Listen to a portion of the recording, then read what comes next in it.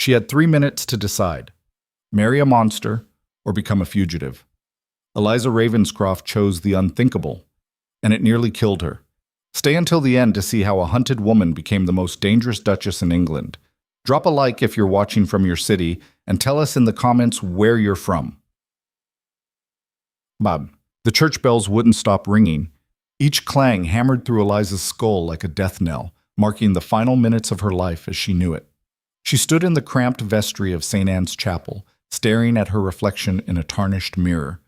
The wedding gown her guardian had chosen, all lace and seed pearls and suffocating propriety, felt like a burial shroud. "Miss Eliza." The voice was barely a whisper. Martha, the head maid who'd raised her after her parents died, slipped through the door and shut it with trembling hands. Her face was pale as wax. "Martha, what? Listen to me." Martha grabbed her wrist, fingers digging in hard enough to bruise. "You cannot marry that man." Eliza's breath caught. She'd suspected something was wrong with Thomas Whitmore for weeks. The way he watched her at dinner, calculating and cold, like she was a ledger he was auditing. The way her guardian, Uncle Percival, had rushed the engagement after her 21st birthday, barely giving her time to breathe, let alone object. "I know he's not ideal," Eliza said carefully, "but Uncle says—" "Your uncle is selling you to a madhouse." The words hung in the air like smoke. Eliza stared at Martha, certain she'd misheard. "What?" "I heard them. Last night." Martha's voice cracked. "Mr. Whitmore and your uncle, in the study. They were drinking, celebrating. They said—" She swallowed hard. "They said once you're married, Mr. Whitmore will have you declared insane. A doctor's already been paid. You'll be locked away in some asylum, and your husband will control your fortune, all 50,000 pounds of it." The room tilted. Eliza grabbed the edge of the vanity, her knuckles white. "That's impossible. Uncle Percival wouldn't—" "Your uncle gets 10,000 for arranging it. I heard him count it. 50,000 pounds. The inheritance her father had left her, held in trust until marriage. She'd never cared much about the money, had barely thought about it beyond the vague knowledge that she'd be comfortable once she wed. But now it made horrible, perfect sense. Why Uncle Percival had been so insistent, why he'd chosen Thomas Whitmore, a man twice her age with a reputation for ruthlessness in business and rumored cruelty to his first wife, dead under mysterious circumstances. Why they'd rushed the wedding. "They'll come for you any minute," Martha said urgently. "The carriage is waiting outside. Your uncle's already downstairs, smiling like he's Father Christmas. You have to run." "Run where?" Eliza's voice sounded distant, dreamlike. "I have no money, no family, nowhere to—" "Here." Martha pressed a small leather purse into her hands. 60 pounds. Everything I've saved. There's a coaching inn 2 miles east. Take the servant's path through the woods. Get to London. Disappear." "Martha, I can't take your—" "You can, and you will." Martha's eyes were fierce. "I watched you grow up, child. I'll be damned if I watch them bury you alive." Footsteps echoed in the hall outside. Heavy, male, coming closer. "Miss Ravenscroft," Uncle Percival's voice oily and false. "Are you quite ready, my dear? The guests are waiting." Eliza looked at Martha. At the door. At the window. Too small. Too high. At the purse in her hands. Heavier than it should be. Like it contained her entire future. She had perhaps 30 seconds to decide. "Tell them," she whispered, "that I've taken ill. Buy me time." Martha's face crumpled with relief. She squeezed Eliza's hand once, hard, then turned and swept out into the hall. "Mr. Ravenscroft, oh, sir, thank goodness." "Miss Eliza's been overcome with nerves, the poor lamb. She needs just a moment to compose herself." The voices faded as Martha steered him away, playing the fussing servant to perfection. Eliza didn't wait. She grabbed her skirts, kicked off the impractical satin slippers, and ran. The servant's door led to a narrow stone staircase that spiraled down into darkness. She took the steps 2 at a time, her bare feet silent on the cold stone. Behind her, she heard shouting, Uncle Percival's voice rising in anger, then Thomas Whitmore's deeper rumble joining in. They knew. The staircase opened into the kitchen yard. 2 scullery maids looked up in shock as she burst past them, wedding dress streaming behind her like a white flag of surrender. Or warfare. She wasn't sure which. Miss Eliza. She didn't stop, couldn't. The woods started just beyond the kitchen garden, a dark tangle of oak and ash that bordered the estate. She plunged into them without looking back, branches catching at her dress, tearing the delicate lace to ribbons. Behind her, the church bells stopped ringing. Someone screamed her name. She ran faster. The woods were worse than she'd imagined. Tree roots snagged her feet, drawing blood. Thorns raked her arms through the thin fabric of her gown. She'd lost all sense of direction within minutes, following nothing but the slope of the land downward, toward what she hoped was the road. Her lungs burned, her legs trembled. The wedding dress, already shredded, caught on every branch and bramble, slowing her down. She heard horses. The sound froze her mid-step, hoofbeats, coming fast through the forest. Multiple riders. Uncle Percival must have sent the groomsmen after her. Panic clawed at her throat. She veered left, scrambling over a fallen log, her breath coming in ragged gasps. The forest was thinning ahead. She could see light through the trees, the gray wash of an overcast sky. The road. If she could reach it, flag down a passing carriage. There, I see her! The shout came from too close behind. Eliza burst through the last of the trees and stumbled onto a narrow country lane. Empty. No coaching in, no helpful travelers, just packed dirt stretching in both directions, bordered by hedgerows and silence. She turned right and ran. Hoofbeats behind her, getting closer, her vision blurred with tears and exhaustion. This was impossible. She couldn't outrun horses, couldn't outrun men who'd spent their lives hunting foxes across these same hills. She was going to be caught, dragged back, married off to a monster who'd lock her in an asylum, and a carriage rounded the bend ahead. Not a mail coach or a farmer's cart. A private carriage, black lacquered wood with brass fittings that gleamed even under the gray sky. 4 matched horses, a liveried driver, the kind of vehicle that carried someone important, someone powerful, someone who might help, or might turn her over to her pursuers without a second thought. Eliza made her choice in the space of a heartbeat. She ran straight at the carriage, waving her arms, shouting for it to stop. The driver's eyes went wide. He hauled on the reins, and the horses reared, hooves striking sparks from the road. The door swung open. Eliza didn't think. She just lunged forward, grabbed the doorframe, and threw herself inside. She landed hard on the floor of the carriage, her dress tangled around her legs, gasping for air. For a moment, there was only the sound of her own breathing and the jingle of harness as the horses settled. Then a voice spoke from the shadows of the seat above her. Well, this is unexpected. It was a man's voice, deep, cold, utterly controlled. Eliza looked up. He sat in the far corner of the carriage, one leg crossed over the other, watching her with the kind of detached interest a scientist might show a specimen under glass. He was perhaps 30, dressed in black from head to toe, coat, waistcoat, even his cravat. Dark hair, pale skin, and eyes the color of smoke in winter. Sharp cheekbones. A mouth that looked like it had forgotten how to smile. Everything about him radiated power and danger in equal measure. Eliza's voice came out as a wheeze. Please, I need... Close the door.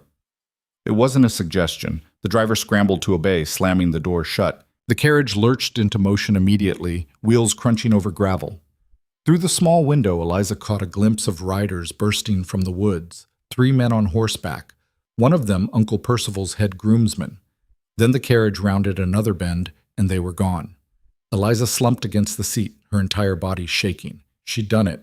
She'd escaped. For now. You're bleeding on my upholstery. She looked down.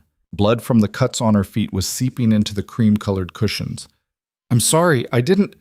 I'll pay for... You'll pay for it?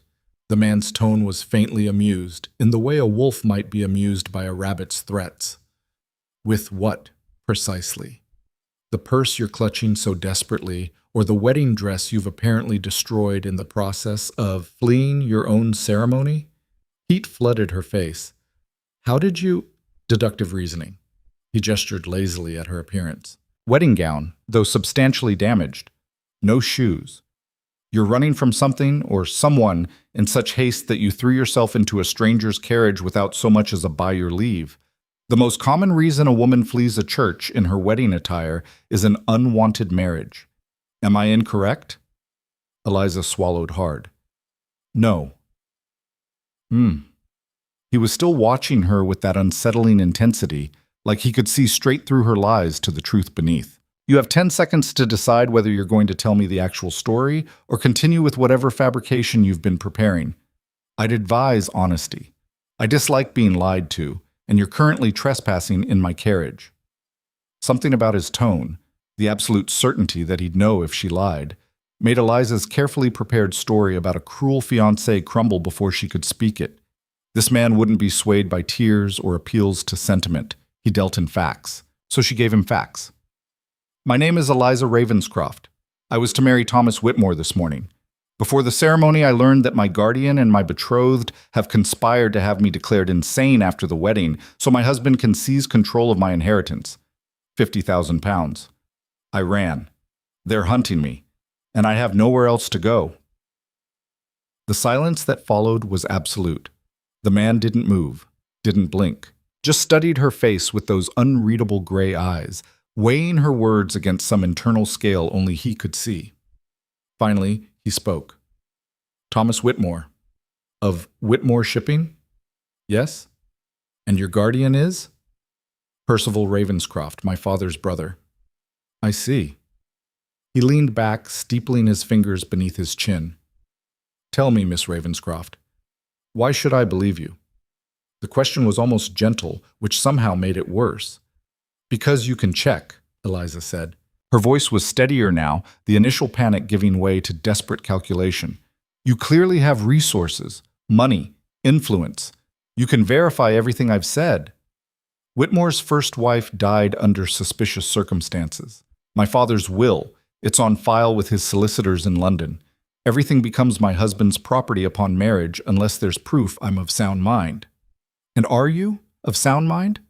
At this precise moment, I'm not entirely certain. The words came out before she could stop them, tinged with hysteria.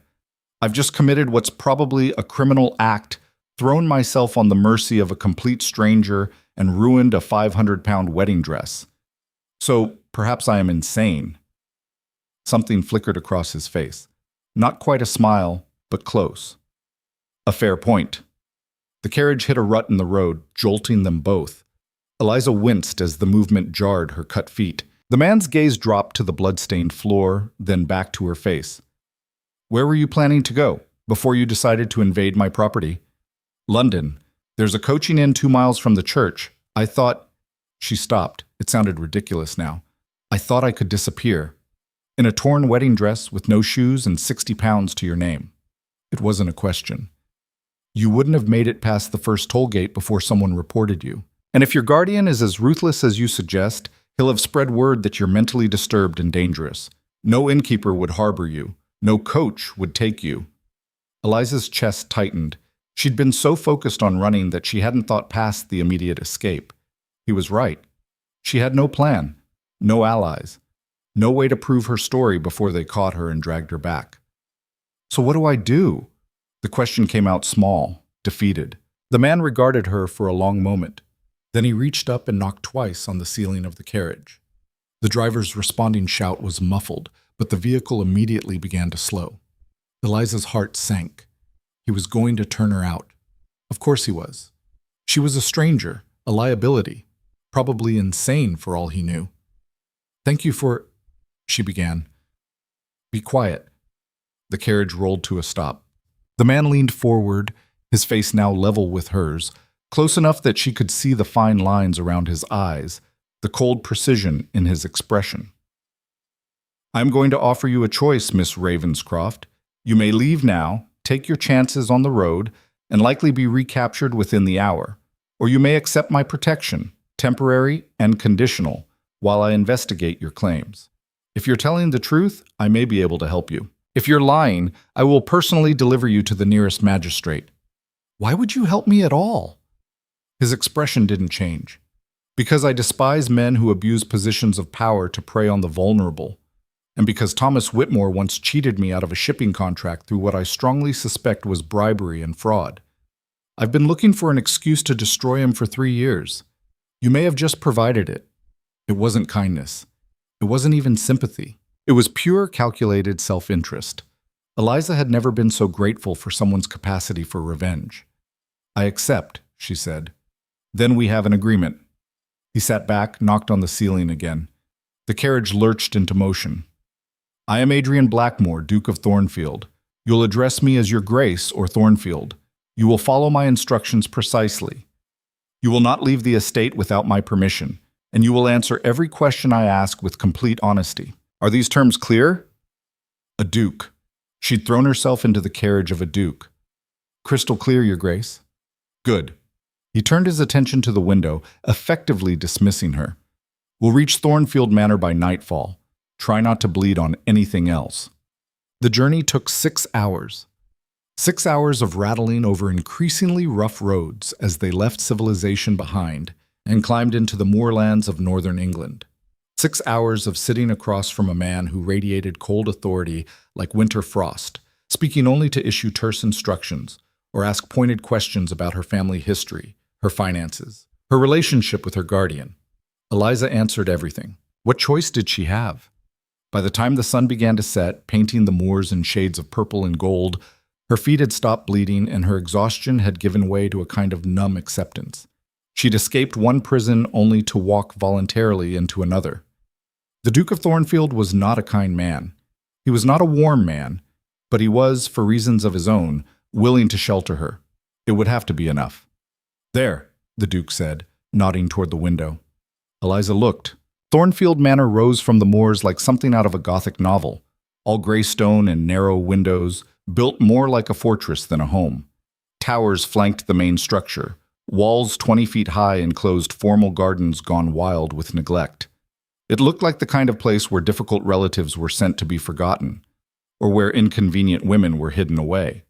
The thought sent ice down her spine. It's not as grim inside as it appears, the Duke said, reading her expression with that unnerving accuracy.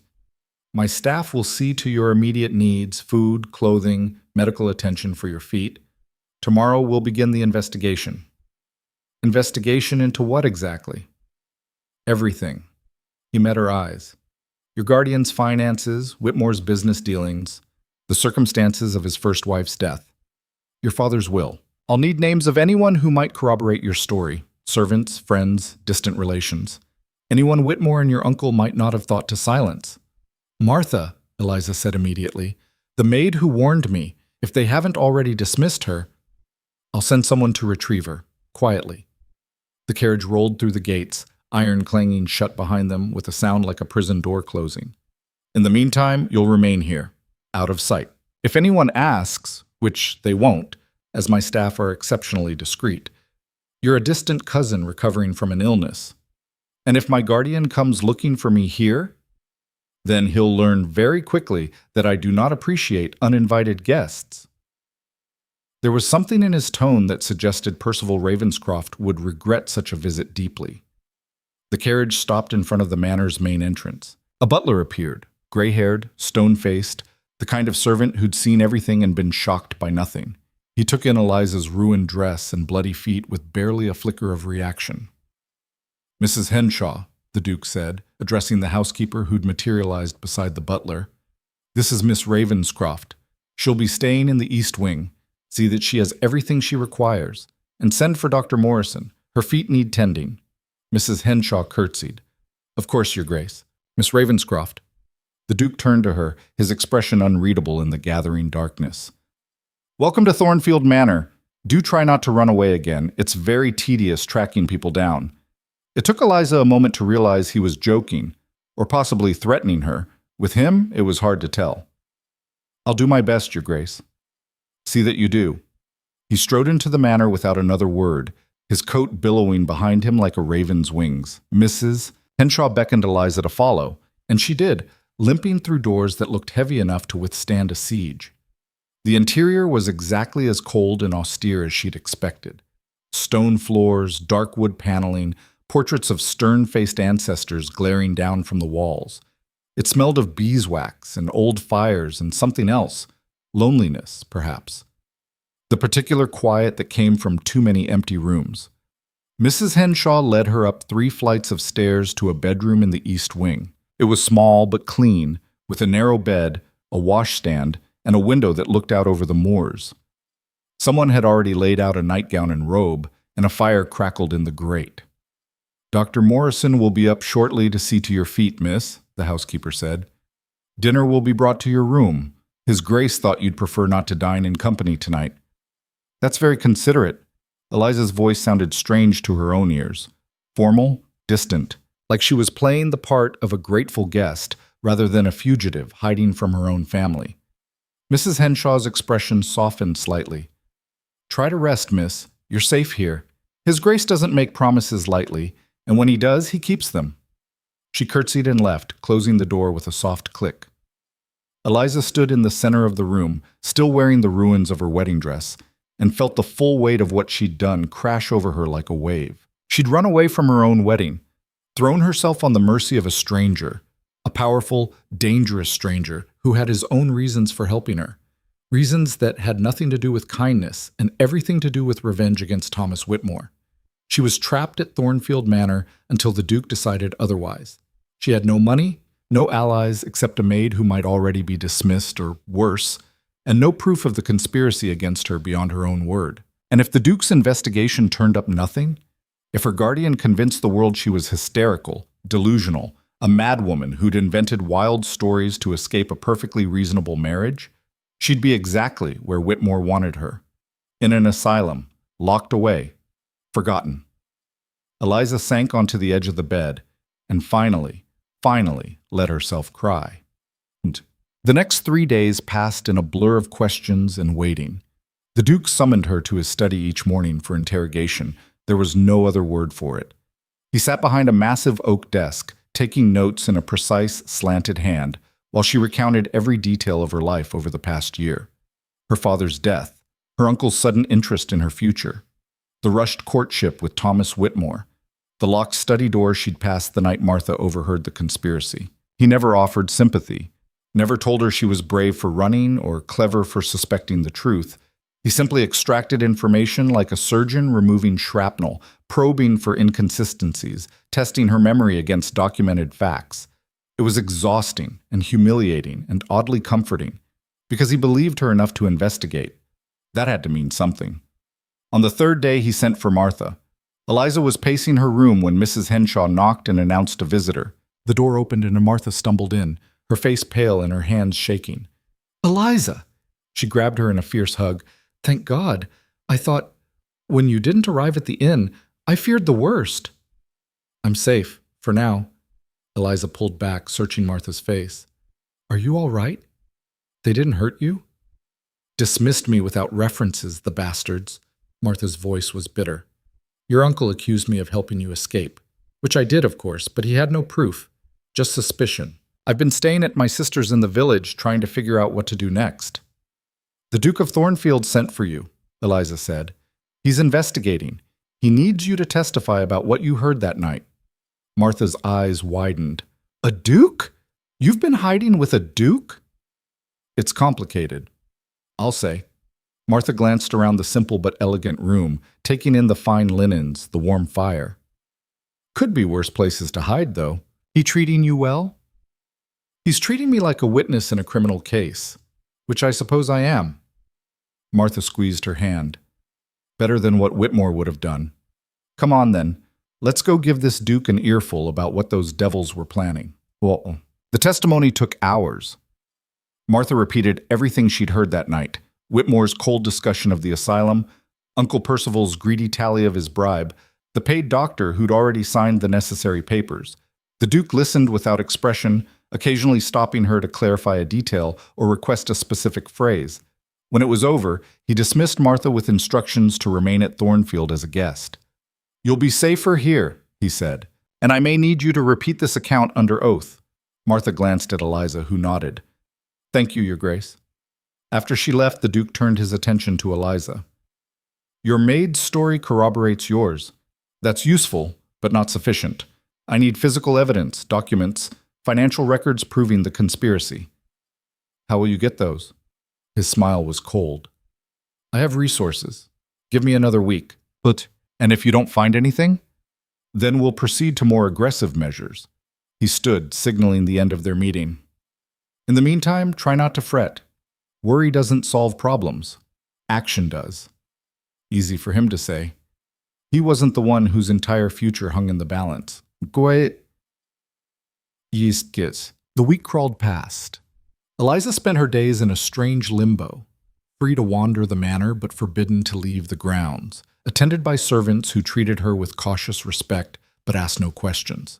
She read in the library, walked the gardens, and tried not to think about what was happening in London. The Duke was rarely present. He left the manor each morning before dawn and returned late at night, often covered in road dust, his expression grim. He never volunteered information about his progress, and Eliza learned not to ask. Until the 8th day. She was in the library when he strode in, his face harder than she'd ever seen it. He dropped a leather portfolio on the table in front of her. "Open it." Her hand shook as she unfastened the buckles. Inside were documents, dozens of them, letters, bank statements, a physician's signed statement declaring her mentally unfit, all dated before her wedding, all proof of the conspiracy. "How did you—" "Whitmore keeps remarkably poor security on his London office," the Duke said, "and my solicitor is very good at persuading people to part with information they'd rather keep private. This is everything we need." Almost. He pulled out one more document, a marriage contract between her and Whitmore, already signed by her uncle as her guardian. "The wedding was never legally valid. Your uncle forged your signature on the consent forms." Eliza stared at the obviously fake signature, her vision blurring. "He didn't even try to make it look real. He didn't need to. He thought you'd be too drugged or terrified to protest once Whitmore had you locked away." The Duke's voice was flat, but something dangerous flickered in his eyes. "These men plan to destroy you, Miss Ravenscroft, methodically, thoroughly. They deserve to be destroyed in turn. What do we do now?" "Now?" He closed the portfolio with a decisive snap. "Now we go on the offensive." The plan was simple, brutal, perfect. The Duke would use his connections to expose the conspiracy publicly, sending copies of the evidence to every major newspaper in London, every magistrate, every member of the House of Lords who might give a damn about justice. Whitmore and Uncle Percival would be ruined, arrested if there was any fairness left in the world, and Eliza would be free, except for one problem. "Your fortune," the Duke said during their final planning session. "It's still vulnerable. Until you marry, your legal guardian retains control, and if your uncle is arrested, the courts will simply appoint another guardian, possibly one equally corrupt." "What are you suggesting?" He met her eyes. "Marry me." The words hung in the air like smoke. Eliza was certain she'd misheard. "I beg your pardon?" "A marriage of convenience. Strategic, not romantic. As my wife, your fortune would be legally protected. I have more than enough wealth of my own and no interest in yours. You'd have the full weight of my title and resources behind you, and any attempt by your former guardian to reclaim you would be met with the full force of ducal authority. You want to marry me to protect my money. I want to marry you to ensure Whitmore and your uncle can never touch you again." His tone was matter-of-fact, like he was discussing a business contract, which she supposed he was. "The alternative is years of legal battles during which you'll be vulnerable to further schemes. This solves the problem permanently. And what do you get out of it? The satisfaction of knowing I've destroyed Thomas Whitmore completely. A man doesn't recover from being publicly exposed as a fraud and would-be thief. His business will collapse. His reputation will be ashes. It was revenge. Pure and cold and calculated. It was also the smartest solution Eliza had heard. "If I agreed," she said slowly, "what would the terms be?" "Separate residences. You'd have a house in London, an allowance, complete independence. Our marriage would be legal but unconsummated. No expectations beyond public civility. Think of it as a permanent shield rather than a traditional union." "You'd do all that just to spite Thomas Whitmore?" "I do all that to right a wrong." He tilted his head, studying her. "And because you deserve better than to spend the rest of your life looking over your shoulder." Eliza thought about the alternatives. Fighting her uncle in court with no money and no allies. Hiding for years, always afraid, always vulnerable. Or this. A cold marriage to a colder man, but one who'd proven he kept his promises. "When?" she asked. "Tomorrow. By special license. My solicitor has already drawn up the papers." Of course he had. The Duke of Thornfield didn't make offers without having planned 3 moves ahead. Then I accept, Your Grace. He nodded once, as if she'd just agreed to a shipping contract rather than a lifetime commitment. We'll marry at dawn. I've arranged for a discreet ceremony in the Manor Chapel. Afterward, we'll release the evidence to the press. And then? Then we watch your enemies burn. It wasn't poetry, it wasn't romance, but it was justice, and that would have to be enough. Bo. Eliza didn't sleep that night. She lay in the narrow bed, staring at the ceiling, wondering if she was trading one cage for another. The Duke had promised her freedom, but he was still a man she barely knew. A man who'd spent the last week interrogating her like a suspect. A man whose idea of protection involved a loveless marriage built on mutual self-interest. But he'd also kept her safe when he had no obligation to. He'd believed her when everyone else would have called her mad. He'd tracked down proof of the conspiracy and offered her a way out that didn't involve running forever. Maybe that was enough. Maybe it had to be. Dawn came cold and gray. Mrs. Henshaw helped her dress in a simple gown of deep blue, not white, never white again, and pinned her hair into something resembling elegance. Martha waited outside the bedroom door, her eyes red from crying. "You don't have to do this," she whispered. "We could still run." "And go where?" Eliza squeezed her hand. "He's offering me protection, Martha. A name, power, things I can't get anywhere else." "He's offering you a prison with better furnishings." Maybe, but at least it was a prison where she'd be safe. The chapel was small and cold, lit by a handful of candles. The Duke waited at the altar, dressed in black as always, his expression unreadable. The vicar looked nervous, clearly uncomfortable with the rushed ceremony, but too intimidated by ducal authority to refuse. Eliza walked down the short aisle alone. No one to give her away. No guests. Just Martha and Mrs. Henshaw as witnesses, and the Duke watching her approach with those winter-gray eyes. The ceremony took less than 10 minutes. I do. You may kiss the bride." The Duke leaned in, his lips brushing hers so briefly it barely counted as contact. It felt like sealing a contract, which she supposed it was. "Your Grace," the vicar said nervously, "may I offer my congratulations?" "That won't be necessary." The Duke signed the marriage certificate with sharp, precise strokes, then handed the pen to Eliza. "We'll be departing for London within the hour. Please ensure our privacy is maintained." The vicar scurried away. Martha hugged Eliza fiercely, whispering promises to visit, to write, to never let her forget she had at least one person who cared. And then she was alone with her husband. "Well," the Duke said, "that's done. Shall we proceed to the next phase?" Phase, not chapter, not life.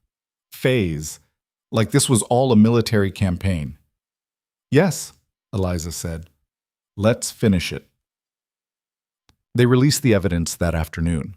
Copies of every document, the forged signatures, the bribed doctor, the financial conspiracy, delivered simultaneously to the Times, the Morning Post, every major solicitor in London, and half the House of Lords. The Duke's covering letter was a masterpiece of cold fury, laying out the plot in clinical detail and demanding immediate investigation. By evening, London was in an uproar. News reached Thornfield by express messenger.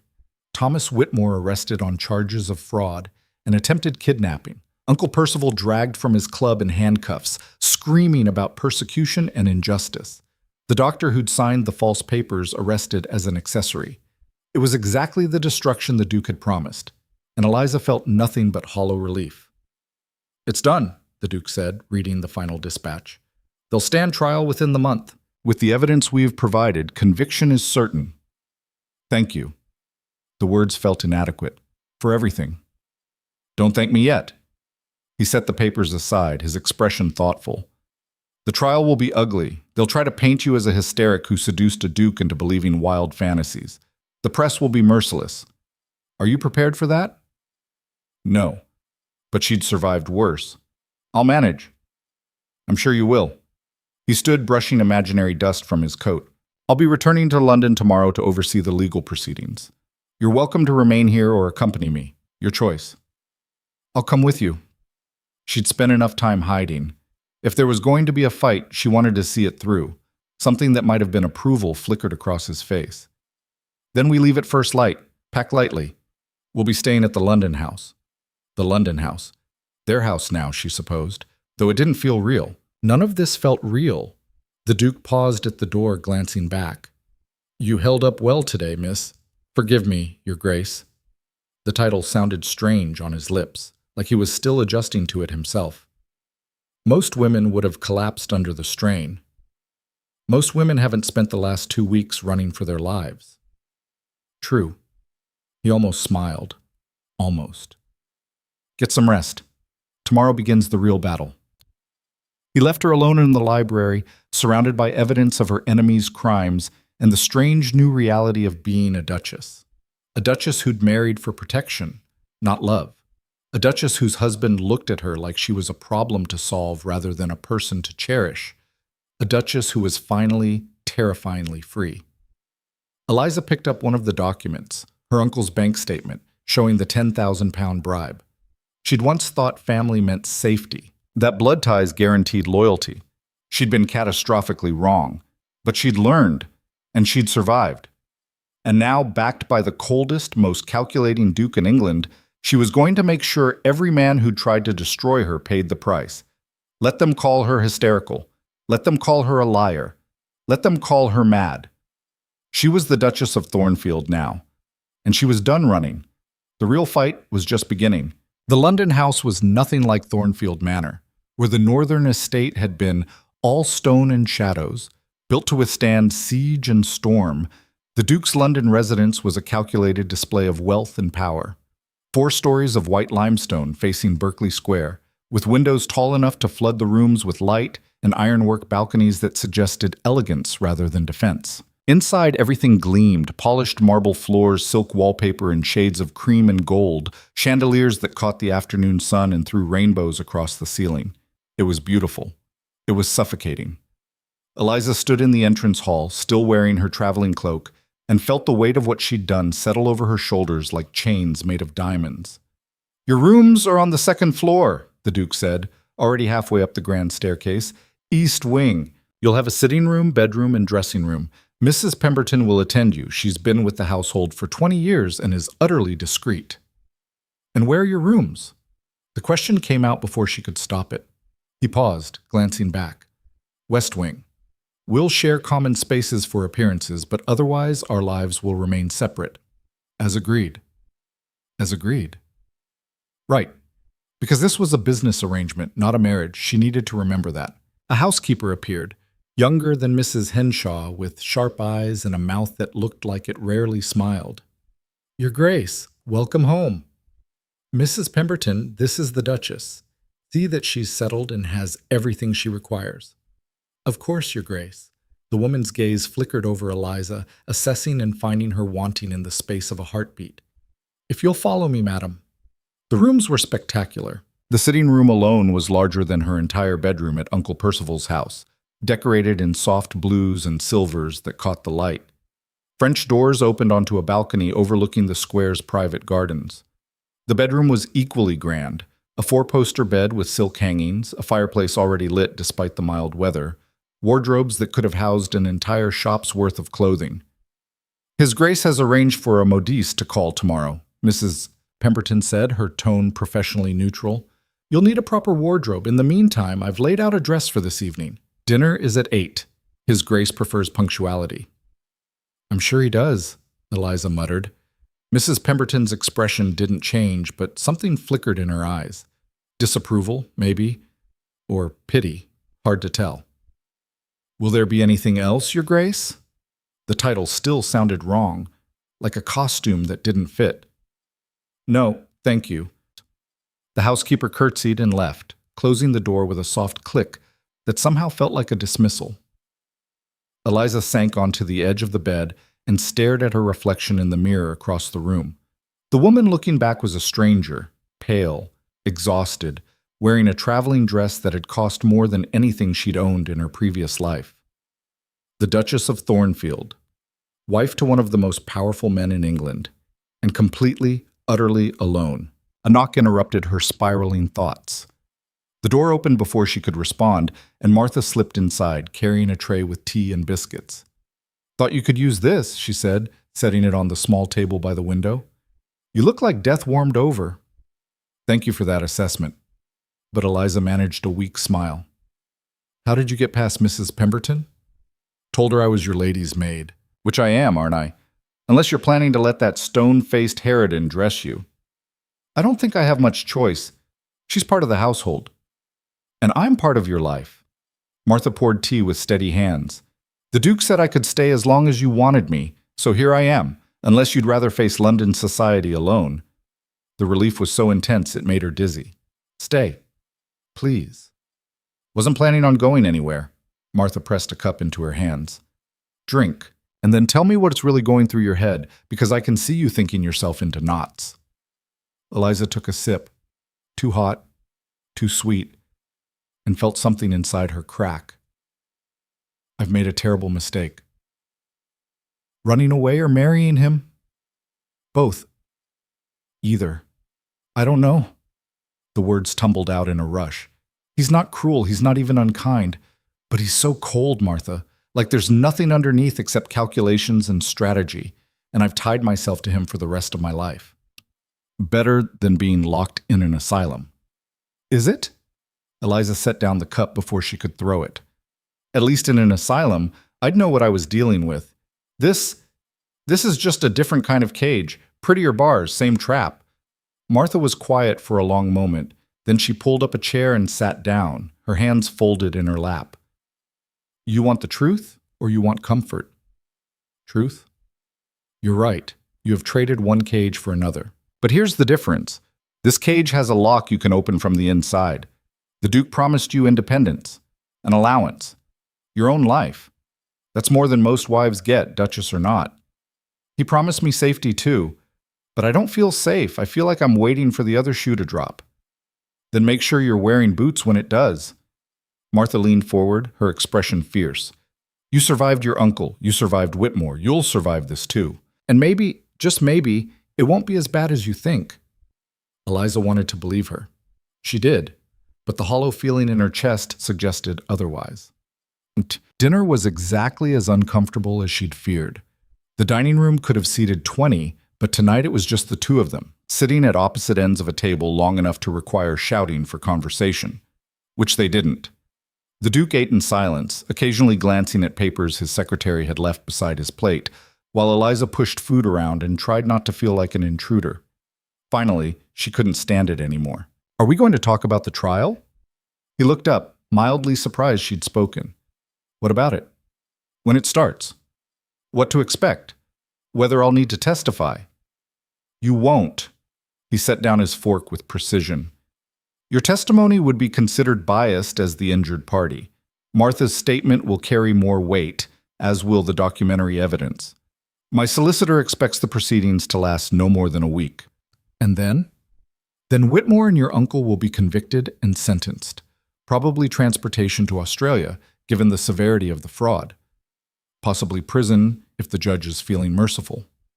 Transportation. Halfway around the world, with no chance of return. It should have felt like victory. Instead, it just felt hollow.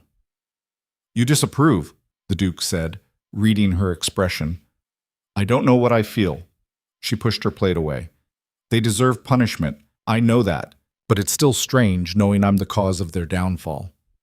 You're not the cause. Their greed was. Their cruelty. You're merely the catalyst that brought it to light. He returned his attention to his papers. Don't waste sympathy on men who would have destroyed you without a second thought. He was right. She knew he was right. But the coldness in his voice still sent ice down her spine. Will we attend the trial? She asked. I will. You'll remain here. Why? Because the press will be vultures, and I'd rather not expose you to that circus unless absolutely necessary. He glanced up again, and for just a moment something almost like concern flickered across his face. They'll write terrible things regardless. No need to give them fresh material by parading you in front of them. It was practical, sensible, and it made her feel like a possession to be protected rather than a person with agency. I want to attend, she said. That would be unwise.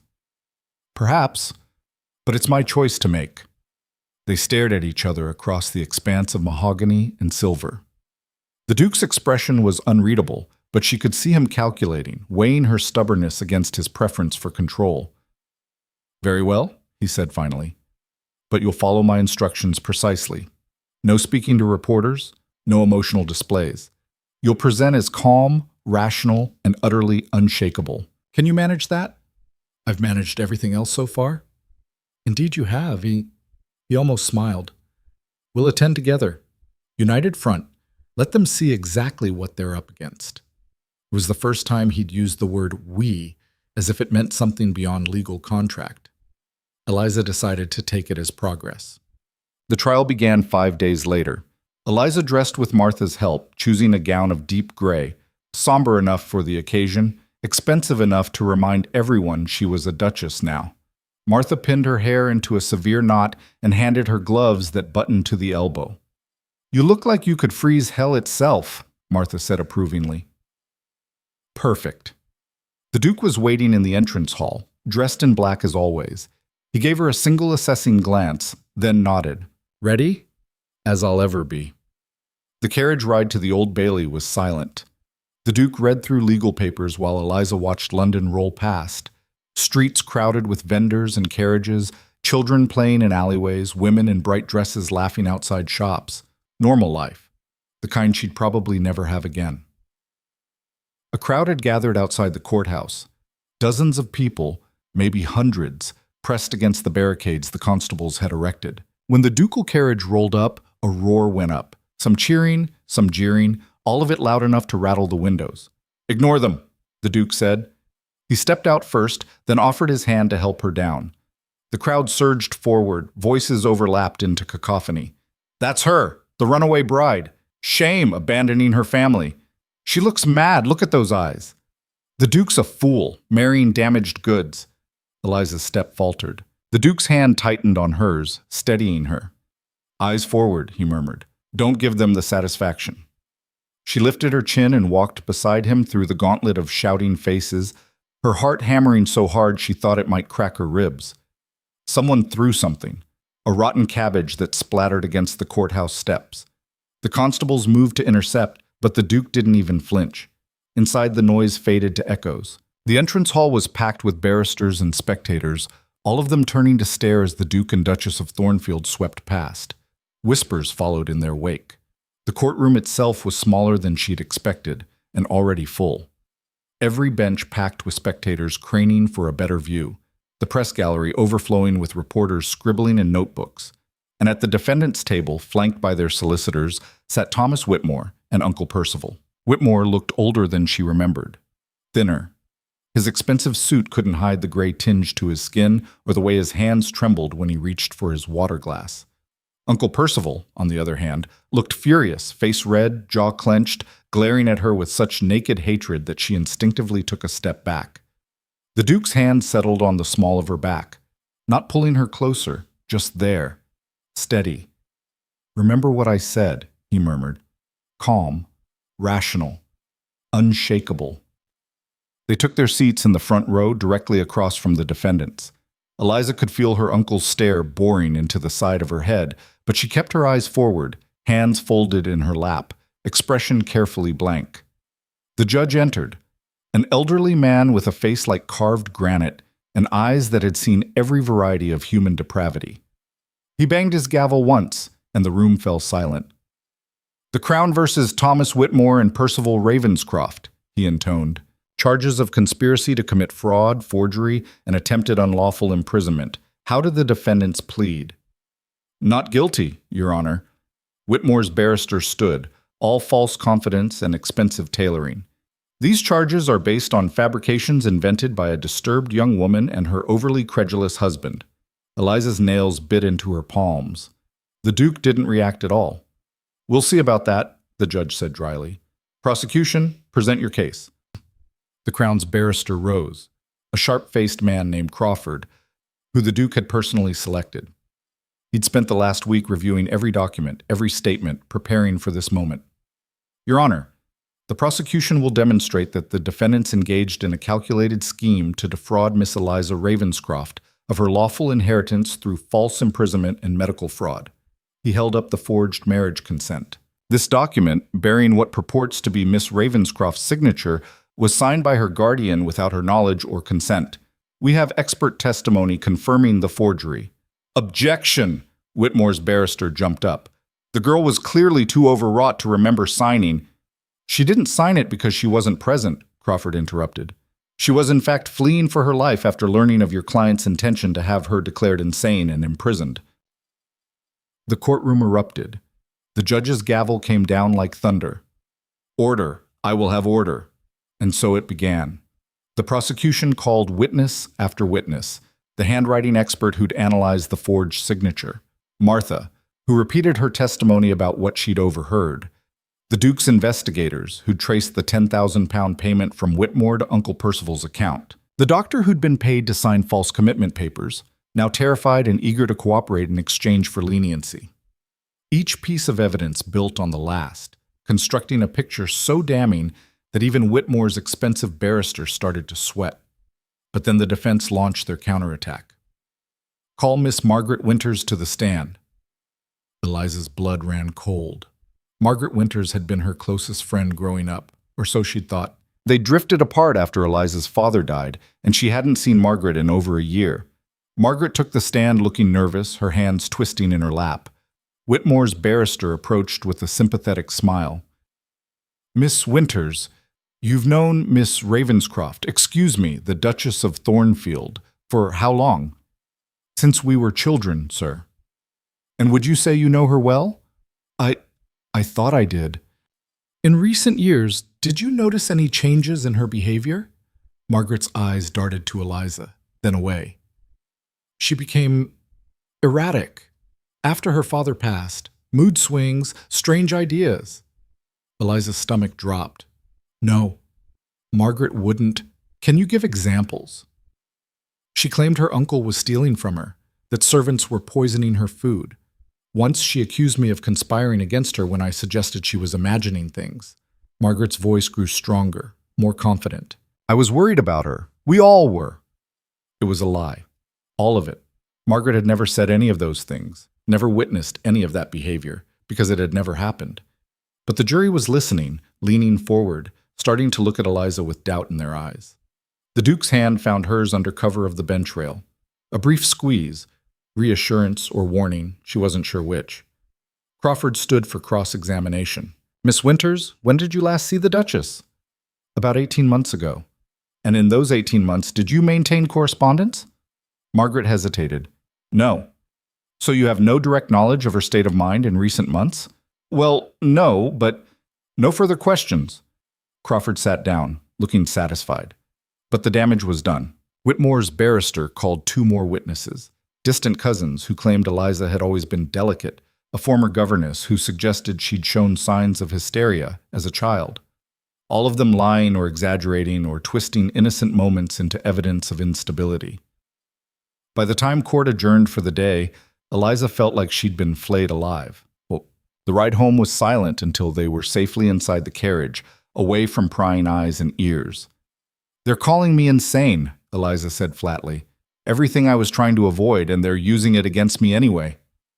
They're desperate. The Duke's voice was calm, controlled. Crawford expected this. It's their only defense. Discredit you. Make the jury doubt your account. It's working. It's not. He turned to face her fully.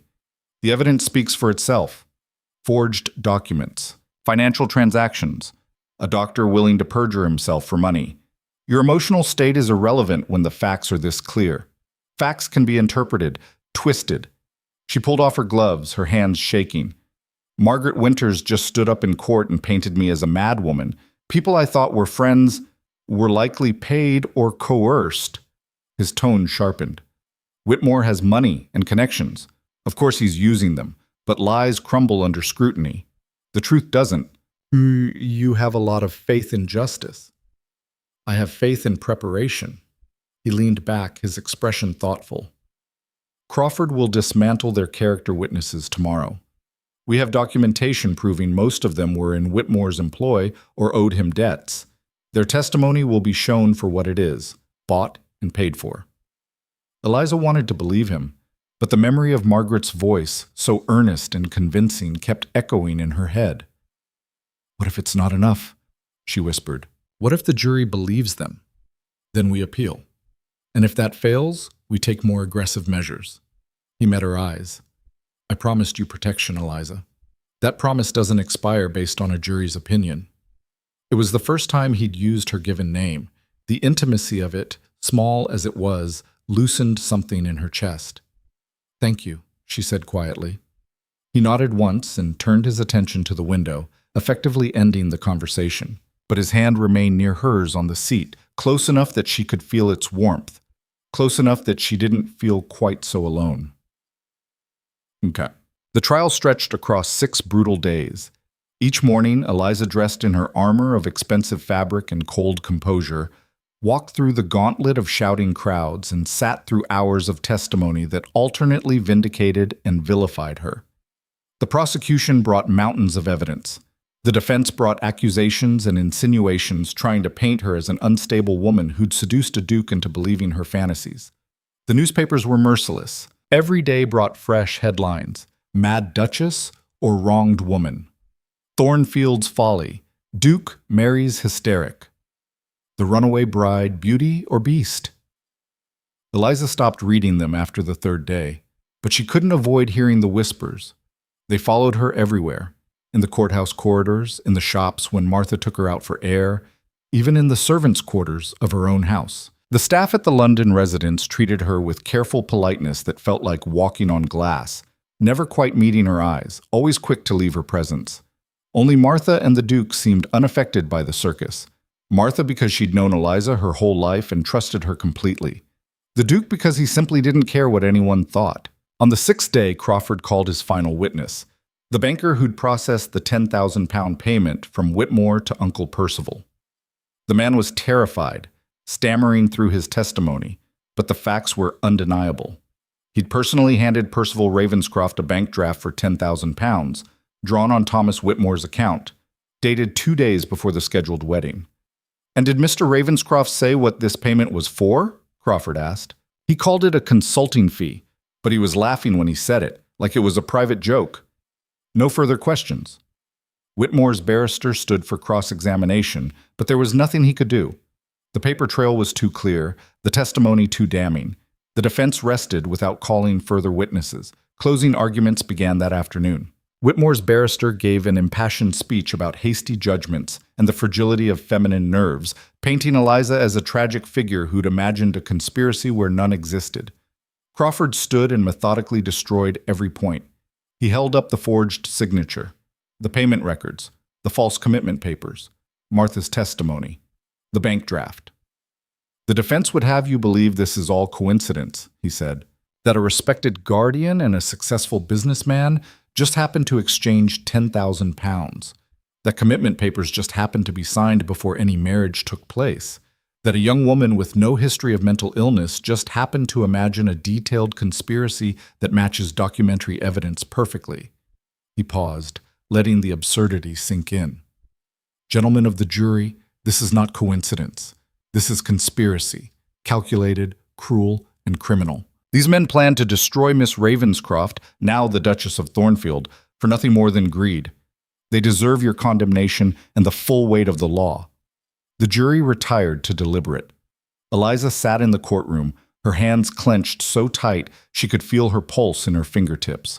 The Duke sat beside her, outwardly calm, but she noticed his jaw was tight, his eyes tracking every movement of the court officials. They waited 2 hours. 2 hours of watching the clock tick, of listening to the crowd outside grow restless, of wondering if 12 men would believe the evidence or the lies. Finally, the jury filed back in. Have you reached a verdict? The judge asked. The foreman stood. We have, Your Honor. On the charge of conspiracy to commit fraud, how do you find the defendants? Guilty! The courtroom erupted, shouts and gasps, and the crash of the judge's gavel trying to restore order. Eliza couldn't hear any of it over the roaring in her ears. Guilty. They'd said guilty. On the charge of forgery? Guilty. On the charge of attempted unlawful imprisonment? Guilty on all counts, Your Honor. Uncle Percival lunged to his feet, face purple with rage. This is an outrage. That little bitch has... The gavel came down like a gunshot. Mr. Ravenscroft, you will control yourself or be held in contempt. But her uncle was beyond control. He pointed a shaking finger at Eliza, spittle flying from his lips. You've ruined me. Destroyed our family name for your own greed, you ungrateful line. Two constables grabbed him, hauling him back into his seat. Whitmore sat silent, his face gray as ash, staring at nothing. The judge's voice cut through the chaos like a blade. Thomas Whitmore, Percival Ravenscroft, you have been found guilty of conspiracy to defraud, forgery, and attempted unlawful imprisonment. You will be sentenced to 14 years transportation to the penal colonies in Australia. May you have time there to reflect on your crimes. 14 years? It might as well be a lifetime. The constables led them away in chains. Uncle Percival was still shouting, his voice hoarse with fury. Whitmore walked like a man already dead, his shoulders slumped, defeated. Eliza watched them go and felt nothing but exhausted relief. It's over, the Duke said quietly. You're safe now. Safe. The word felt foreign. Eliza had been running for so long, she'd forgotten what safety felt like. The crowd was still in chaos, reporters shouting questions, spectators arguing over the verdict. The Duke stood and offered his hand. Come, let's go home. Home. Another word that didn't quite fit yet, but she took his hand anyway and let him lead her out of the courthouse, through the mob of reporters and curious onlookers, into the waiting carriage. As they pulled away, she caught a glimpse of the crowd through the window. Some were cheering, others looked disappointed, like they'd wanted a different ending to the scandal. They'll move on to the next drama soon enough, the Duke said, following her gaze. London has a short memory for everything except gossip. And what about us?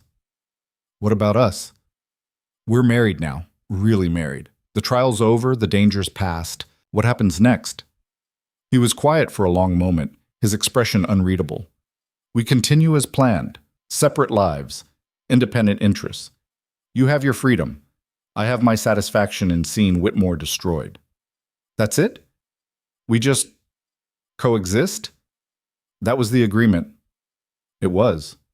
She knew it was. But somehow, after 6 days of sitting beside him in court, of feeling his steady presence when the world turned hostile, of watching him fight for her with cold, calculated precision, somehow the idea of going back to being strangers sharing a house felt wrong. Right, she said. The agreement. The carriage fell silent. The Duke returned his attention to the window, and Eliza stared at her hands, at the gold ring on her finger that meant everything and nothing at the same time. They'd won. Justice had been served.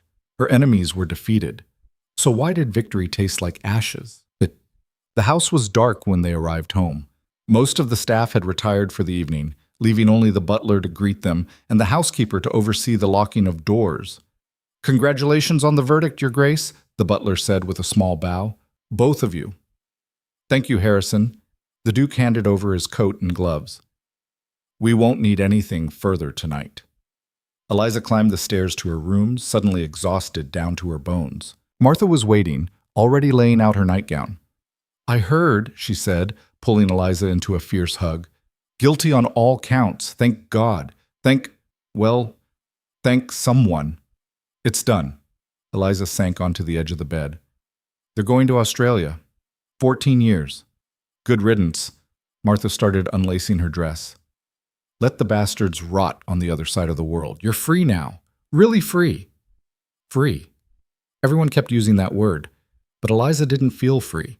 She felt adrift, like a ship that had lost its anchor and was now floating aimlessly in open water. What do I do now? She asked quietly. Whatever you want. That's the whole point, isn't it? Martha pulled the dress off, folding it carefully. You're a duchess. You have money, position, protection. The world's yours. The world felt too big, too empty. Martha must have seen something in her expression because she softened. Give it time, love. You've been fighting for so long you've forgotten how to rest. But you'll figure it out. I know you will. Eliza wasn't so sure, but she nodded anyway, too tired to argue. Martha helped her into her nightgown, brushed out her hair, and left her alone in the vast bedroom with its silk hangings and cold fireplace. Eliza climbed into bed and stared at the ceiling, listening to the house settle around her. Somewhere in the West Wing, the Duke was probably in his study, working through papers or planning his next business move. Living his separate life, and as agreed. She closed her eyes and tried to sleep, But every time she started to drift off, she heard Uncle Percival's voice screaming accusations, saw Margaret's face as she lied under oath, felt the weight of the crowd's judgment pressing down on her chest. Finally, she gave up. She wrapped a robe around herself and padded out into the hallway, not sure where she was going, just needing to move. The house was silent. Moonlight streamed through the tall windows, painting everything in shades of silver and shadow. She wandered through corridors she barely knew, past closed doors and darkened rooms, until she found herself outside the library. Light gleamed under the door. She hesitated, then knocked softly. "Come." The Duke sat at a desk near the fireplace, surrounded by papers, a glass of whiskey at his elbow. He looked up when she entered, one eyebrow rising slightly. "Can't sleep?" he asked. "No." She hovered in the doorway, suddenly feeling foolish. "I'm sorry, I didn't mean to disturb you." "You're not." He gestured to the chair across from him. "Sit, if you'd like." She sat, pulling her robe tighter. The fire crackled between them, warm and alive in the quiet room. "I thought it would feel different," she said after a moment. "Winning, but it just feels empty. Justice often does." He set down his pen. "You expected closure, satisfaction. Instead, you just have the absence of threat." "Exactly." She looked at him, this man she'd married, this stranger who somehow understood. "What do I do with that?" "Build something new." He took a sip of whiskey. "You have resources now, freedom, time. Use them." "To do what?" "Whatever you want." He studied her face. "What did you want before all this happened? Before your father died and your uncle took control?" No one had asked her that in years. Eliza had to dig through layers of fear and survival to find the answer. "I wanted to travel, study languages, maybe write. I used to keep journals, observations about people, places. My father encouraged it." "Then do that." "It's not that simple." "It is exactly that simple." His tone was firm. "You're a duchess now. You can do whatever you please. If you want to travel, travel. If you want to write, write. The only person stopping you is yourself." She wanted to argue, to list all the reasons it was impossible, society's expectations, her reputation, the scandal still fresh in everyone's minds. But looking at him, at this man who'd faced down a courtroom and public opinion and his own peers to fight for her, she realized he was right. The only person stopping her was herself. "I'll think about it," she said quietly. "Good." He returned his attention to his papers. "Was there anything else?" It was a dismissal. Polite, but clear. Their moment of connection, small as it was, had ended. Eliza stood. "No, thank you for everything." "You're welcome." He didn't look up. "Sleep well, Eliza." She left him there in the firelight, surrounded by his work and his solitude, and walked back through the silent house to her lonely bed. But this time, when she closed her eyes, sleep came a little easier. Tomorrow would bring new challenges. The newspapers would dissect the verdict. Society would whisper and judge. Her life as the Duchess of Thornfield would continue, strange and isolating and nothing like she'd imagined. But she'd survived. She'd won, and somewhere in the darkness, that had to count for something. Except London society had other ideas. The morning after the verdict, Eliza woke to find her name plastered across every newspaper in the city, but not in triumph. The headlines screamed variations on the same theme: Duchess of Deception, Thornfield's mistake, society questions Duke's judgment. The mad bride's victory. At what cost? Martha slammed the papers down on the breakfast table, her face flushed with anger. "Bunch of vultures. They should be celebrating justice, but instead they're tearing you apart." Eliza picked up the Morning Post, scanning the editorial. The words blurred together into a single vicious narrative. That she'd manipulated a lonely duke, that her alleged conspiracy was likely exaggerated female hysteria, that well-bred young ladies didn't flee their own weddings unless they were fundamentally unstable. The fact that a jury had convicted her enemies seemed almost incidental compared to the delicious scandal of her behavior. "Listen to this," Martha read from another paper, her voice dripping sarcasm. "While the courts may have sided with the Duchess of Thornfield, one must question the wisdom of a union formed under such irregular circumstances. His Grace, known for his impeccable judgment in business matters, may have allowed sentiment to cloud his usually rational mind. She threw it down. Sentiment, as if that man has ever felt sentiment in his life. They're not entirely wrong. Eliza set down her tea, her stomach churning. Our marriage is irregular. I did run away, and the Duke did make an impulsive decision taking me in. Impulsive? Martha stared at her. He investigated for 2 weeks before lifting a finger to help you. That's the opposite of impulsive. You know what I mean. Before Martha could respond, Mrs. Pemberton appeared in the doorway, her expression even more pinched than usual. Your Grace, these arrived this morning. She held out a silver tray piled with correspondence, dozens of cards and letters, their edges crisp with expensive stationery. Eliza's heart sank. What are they? Invitations, madam, to various social functions. The housekeeper's tone suggested she'd rather be handling dead rats. And a few other items. The other items turned out to be letters politely but firmly disinviting her from events she'd never been invited to in the first place, membership revocations from charitable organizations she'd never joined, and one particularly vicious anonymous note suggesting she do everyone a favor and retire to the country permanently. Well, Eliza said, her voice carefully level, I suppose that settles the question of my social standing. His Grace is in his study, Mrs. Pemberton said. He asked to see you when you finished breakfast. The study was on the ground floor, a masculine space of dark wood and leather that smelled of old books and tobacco. The Duke stood at the window, his back to the door, hands clasped behind him. You've seen the papers, he said without turning around. Hard to miss them. And the invitations? The disinvitations, you mean? Eliza closed the door. Apparently I'm persona non grata in polite society. Expected. He finally turned to face her. The verdict vindicated you legally, but socially you're still the woman who fled her wedding and married a stranger within weeks. Society doesn't forgive that kind of breach easily. I didn't realize I needed their forgiveness. You don't. But I'd hoped. He trailed off, something almost like frustration crossing his face. I'd hoped the evidence would be enough to silence them. I was wrong. It was the first time she'd heard him admit to being wrong about anything. What do we do now? She asked. We? His eyebrow rose slightly. This affects you too. These papers are questioning your judgment, suggesting you've been compromised by, what did they call it? Misplaced chivalry. I don't care what they think. Maybe you should. She moved closer, anger giving her courage. You fought for me in that courtroom, destroyed your enemy, and now they're trying to destroy your reputation in return. Let them try. His voice was cold. My business interests are secure. My title is inherited. There's nothing society can do to actually harm me, except isolate you, make you an outcast by association. I was already an outcast by preference. He returned to his desk, picking up a letter. I called you here to discuss your plans, not my reputation. The dismissal stung. My plans? We agreed this marriage would grant you independence, an allowance, freedom to pursue your own interests. He pulled out a bank draft and set it on the desk. £2,000 per quarter, drawn on my personal accounts. More if you need it. I've also arranged for a house in Bath, smaller than this, but comfortable. You can go there. Set up your own household. Live as you choose.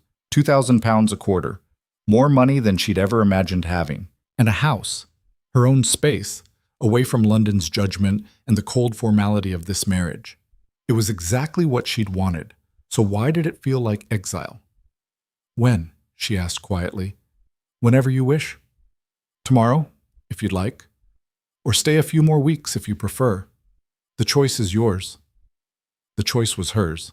He kept saying that. But somehow every choice felt like it had already been made, the path already laid out, her role already written. I'll think about it, she said. Don't think too long. He met her eyes. The longer you remain in London, the worse the gossip will become. Bath is quieter, more forgiving. You can rebuild there. Rebuild what? A life in hiding? A life on your own terms. His jaw tightened. That was the point of all this, wasn't it? Freedom from men who would control you? The words hit like a slap. Because he was right. She'd run to escape control, fought to avoid imprisonment. And now he was offering her exactly what she'd wanted. Freedom independence, autonomy. She should be grateful. Instead, she felt like she was being discarded. "I'll let you know my decision," she said stiffly, and left before he could see her eyes burning. 3 days later, everything changed. Eliza was in the library trying to lose herself in a book and failing miserably when Martha burst in without knocking. "You need to see this." Her face was pale. "Now." She thrust a newspaper into Eliza's hands, not one of the major London papers, but a scandal sheet known for sensationalism. The headline made her blood run cold. "The Thornfield Curse. Duke's Secret Revealed." Below it, in smaller print, sources close to the family confirmed the Duke of Thornfield's first wife did not die of natural causes. Questions arise about second marriage to runaway bride. Eliza's hands shook as she scanned the article. It was vicious. Half-truth and innuendo woven together to suggest that Adrian's first wife had died under suspicious circumstances, that he'd hidden the truth for years, that his marriage to Eliza might be part of some darker pattern. "This is insane," she breathed. "He wasn't married before. Was he?" "I don't know." Martha looked sick. "But if people believe it, they'll think I married a murderer." Eliza's mind raced. "This has to be Whitmore, or my uncle. Even from prison, they could have arranged—" "It gets worse." Martha pulled out another paper, this one more respectable. The Times. "They're calling for an investigation. Questions in Parliament. Someone's pushing this hard." The door opened. The Duke stood there, his face like carved stone. He held the same papers. "Pack your things," he said to Eliza. "You're leaving for Bath tonight." "What?" "No." She stood, the papers falling from her hands. "We need to fight this. Issue a statement, sue for libel. There's nothing to fight." His voice was flat. "The damage is done." "But it's lies. You were never married before. This is obviously retaliation. I was married before." The words dropped into the room like stones into still water. Eliza stared at him. "What?" "I was married. For 3 months. 7 years ago." His expression gave nothing away. "My wife died. The circumstances were complicated." "Complicated how?" "That's not relevant." "Like hell it's not." Her voice rose. "They're accusing you of murder. How is that not relevant?" "Because discussing it won't change anything." He turned to leave. "You need to distance yourself from me before this gets worse. The house in Bath is ready. Go." "I'm not running away again." "You're not running. You're being practical." He paused at the door. "This scandal will consume everything in its path. I can withstand it. You can't. You've already been through enough." "So have you." Something flickered across his face. Surprise, maybe? Or something deeper. But it was gone before she could identify it. "I'll have the carriage ready in 2 hours." He left before she could argue further. Martha immediately started for the door. "I'll start packing." "Wait." Eliza's mind was spinning, pieces clicking together. Something's wrong. This article, it appeared in a scandal sheet first, not a major paper. Why? Because respectable papers wouldn't print unverified. Martha stopped. "You think someone's testing it? Seeing if it sticks before going bigger?" "I think someone's building a case. Getting people talking first, then releasing evidence later." Eliza grabbed the paper again, scanning for details. "Who are these sources close to the family?" "The Duke doesn't have close family. He's famously private." "So who would know about a secret first marriage?" "Someone who was there." Eliza's pulse quickened. "Someone from 7 years ago. Someone with access to records." "His staff?" "Or someone from his first wife's family. If she died under questionable circumstances, they might have suspicions. Grudges." She paced, thinking out loud. "And if Whitmore or my uncle got to them, offered money or revenge, they'd have ammunition to destroy him." Exactly. This wasn't just scandal-mongering. This was targeted, calculated destruction, the same kind of conspiracy that had nearly destroyed her. "I need to talk to him," Eliza said. "Really talk. Find out what actually happened."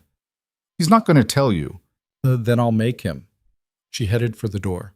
"Where does he go when he's not working?" "The study or his rooms. But Eliza, if he wanted you to know, I don't care what he wants. Her voice was hard. He fought for me, exposed my enemies, married me to keep me safe. The least I can do is return the favor. She found him in the study, standing at the window again, that same rigid posture that suggested he was holding himself together by sheer force of will. I told you to pack, he said without turning. I'm not leaving until you tell me the truth. Eliza closed the door behind her. All of it. What happened to your first wife? That's none of your concern. It became my concern the moment my name got dragged into it. She moved closer. The papers are already connecting us, suggesting you have a pattern of suspicious marriages. If you don't tell me what really happened, I can't help defend against it. I don't need your help. Yes, you do. She came around to face him. Because right now, I'm the only person in London who doesn't think you're guilty. And if you keep shutting me out, even I'm going to start having doubts. That got his attention. He turned fully, his eyes cold and assessing. You think I killed her? I think you're hiding something, and hiding only works if you have something to hide. A long silence. The clock on the mantel ticked, each second feeling like an eternity. Finally, he spoke. Her name was Catherine, Lady Catherine Ashford. We married when I was 23, a political alliance arranged by our families. Neither of us wanted it, but duty demanded otherwise. What happened? She hated Thornfield Manor, hated the North, hated me, probably, though she was too well-bred to say it directly. His voice was carefully controlled. She started spending more time in London, gambling, drinking, taking lovers. Eliza waited. I didn't care about the lovers. Our marriage was a formality, but the gambling debts were substantial, and her behavior was becoming public. I went to London to confront her. Found her in our townhouse, 3 days dead. Laudanum overdose. Suicide? The inquest ruled accidental death. Too much medicine taken in a confused state. His jaw tightened. But the rumors started immediately. That I'd poisoned her. That I'd covered up murder. That I'd driven her to it through cruelty. Why didn't you defend yourself? How? By airing every sordid detail of our marriage in public? By dragging her name through the mud when she was already dead? He turned back to the window. I let people think what they wanted. Eventually they moved on to other scandals. Until now. Until now. He exhaled slowly. Someone's dug up the old stories. Probably paid Catherine's family for details. They always suspected I was involved, even though the evidence cleared me. Then we get the evidence again. The inquest report, medical testimony, proof it was accidental. It won't matter.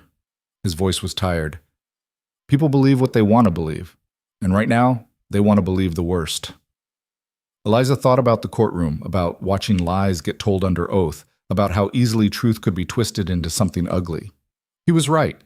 Facts didn't always win against narrative, but sometimes they didn't have to. Then we give them a better story, she said. He looked at her. What? Right now the story is mysterious. Duke with a dead wife marries suspicious runaway bride. That's salacious.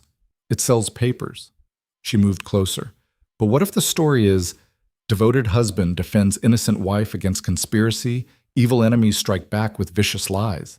That's also salacious, maybe more so. You want to fight scandal with scandal.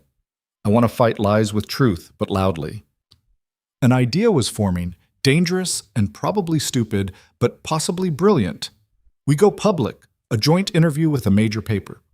We tell our story, my story about the conspiracy, your story about Catherine, everything, raw and honest. We make ourselves human instead of headlines. That's insane. So was throwing myself into your carriage. So was marrying you to escape my uncle. Insane seems to be working for me. She held his gaze. You said I deserved better than looking over my shoulder. Well, so do you. And I'm not going to stand by and watch them destroy you the way they tried to destroy me. Something shifted in his expression. Not quite warmth, but not cold calculation either. Something closer to surprise. Why? He asked quietly. Why would you risk extending this scandal when you have an out? You could go to Bath. Start fresh, leave me to handle this alone. Because you didn't leave me to handle my scandal alone. The answer was simple. True. And because whatever this marriage is, it's ours. Not theirs to define. The silence stretched between them, charged with something she couldn't name. "One interview," he said finally. "With the Times. Full editorial control before publication. If they agree, we do it. If not, you go to Bath and we handle this separately." It wasn't trust. Not yet. But it was close. "Deal. Ma." The Times agreed, though their editor looked simultaneously thrilled and terrified at the prospect. "This is either going to be the scoop of the year or career suicide for all of us," he muttered, while setting up the interview. They conducted it in the study, the journalist, a sharp-eyed woman named Mrs. Eleanor Grant, sitting across from them with a notebook and an expression that suggested she'd seen everything and been shocked by nothing. "Let's start with the basics," she said. "Your Grace, how did you and the Duchess actually meet?" Adrian glanced at Eliza. She nodded slightly. "She jumped into my carriage while fleeing her own wedding," he said flatly. Mrs. Grant's pen paused. Then she laughed, sharp and genuine. "Well, that's certainly not the usual story." "No," Eliza said, "but it's the truth." They spent 3 hours going through everything. Eliza recounted the conspiracy, the flight, the terror of being hunted. Adrian explained his investigation, the evidence he'd gathered, his calculated decision to offer protection through marriage. They discussed the trial, the verdict, and now the retaliation. And then Mrs. Grant asked about Catherine. Adrian's expression shuddered. Eliza felt him start to pull away, to retreat behind his walls of control and privacy. She reached over and took his hand. He looked down at their joined hands, then at her face. Something passed between them, an understanding maybe, or a truce. His fingers tightened around hers. "My first wife was unhappy," he said to Mrs. Grant. "Our marriage was arranged, loveless, and ultimately tragic. She died of an accidental overdose 7 years ago. The inquest cleared me of any wrongdoing, but her family never accepted it. Now someone is using their grief and suspicion as a weapon. Do you know who? We suspect Thomas Whitmore or his associates. Even from prison, he has resources and motivation." Mrs. Grant scribbled furiously. "And you, Your Grace," she said to Eliza. "How does it feel being married to a man accused of murder?" "Like watching someone I respect being attacked by cowards." Eliza kept her voice steady. "My husband investigated my claims when he had no reason to believe me. He exposed a real conspiracy at considerable personal risk. Now his enemies are trying to destroy him the same way mine tried to destroy me, with lies and innuendo. I won't let that stand." "So this is real?" Mrs. Grant's eyes were sharp. "Your marriage? It's not just strategic?" The question hung in the air. Eliza felt Adrian's hand in hers, warm and solid, felt the weight of the last weeks, the trial, the defense, the strange partnership that had formed between them. "It's complicated," Eliza said honestly, "but it's real. Whatever else it is, it's real." Adrian said nothing, but he didn't let go of her hand. "What?" The interview ran 2 days later, spread across 3 full pages with the headline, "The Duchess Speaks, a story of conspiracy, courage, and the courage to fight back." It was everything they'd hoped for, emotional, detailed, painting them as victims of coordinated attacks by vengeful criminals. Mrs. Grant had even tracked down the inquest report from Catherine's death and included excerpts proving Adrian's innocence.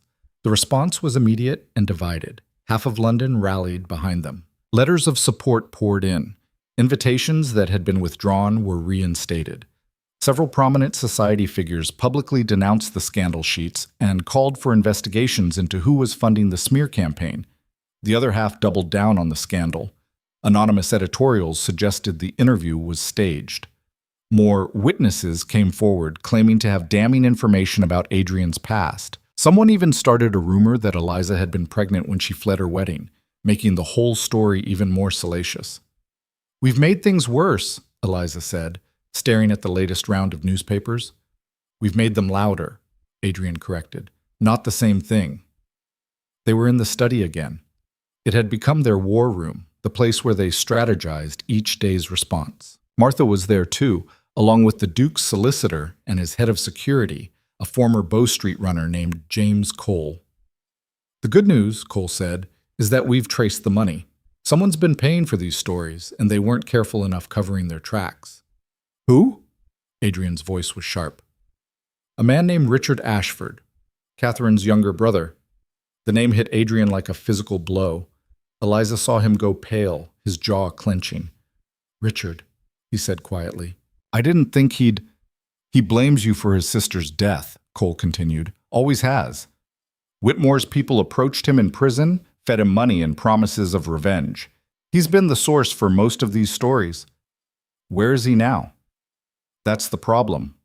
Cole's expression darkened. "He's disappeared, left his lodgings 3 days ago. We think he's in London somewhere, but—" The window exploded inward. Glass shattered across the room. Someone screamed, Martha, maybe, or Mrs. Pemberton, in the doorway. Adrian tackled Eliza to the floor as something heavy crashed onto the desk where she'd been standing. It was a brick, wrapped in paper. Cole was already at the window, looking out. "He's gone," ran the moment he threw it. Adrian pulled Eliza up, his hands checking her for injuries. "Are you hurt?" "No, I'm fine." But her hands were shaking, her heart hammering. "What does it say?" The paper wrapped around the brick was a note, scrawled in angry, uneven letters. "Murderer, whore, you'll both pay for what you did." "Richard Ashford," Adrian said, his voice like ice. "He's lost his mind." "He's dangerous," Cole corrected, "and he's escalating. First the articles, now physical threats. Your Grace, you need protection, both of you." "I have protection. This house is secure."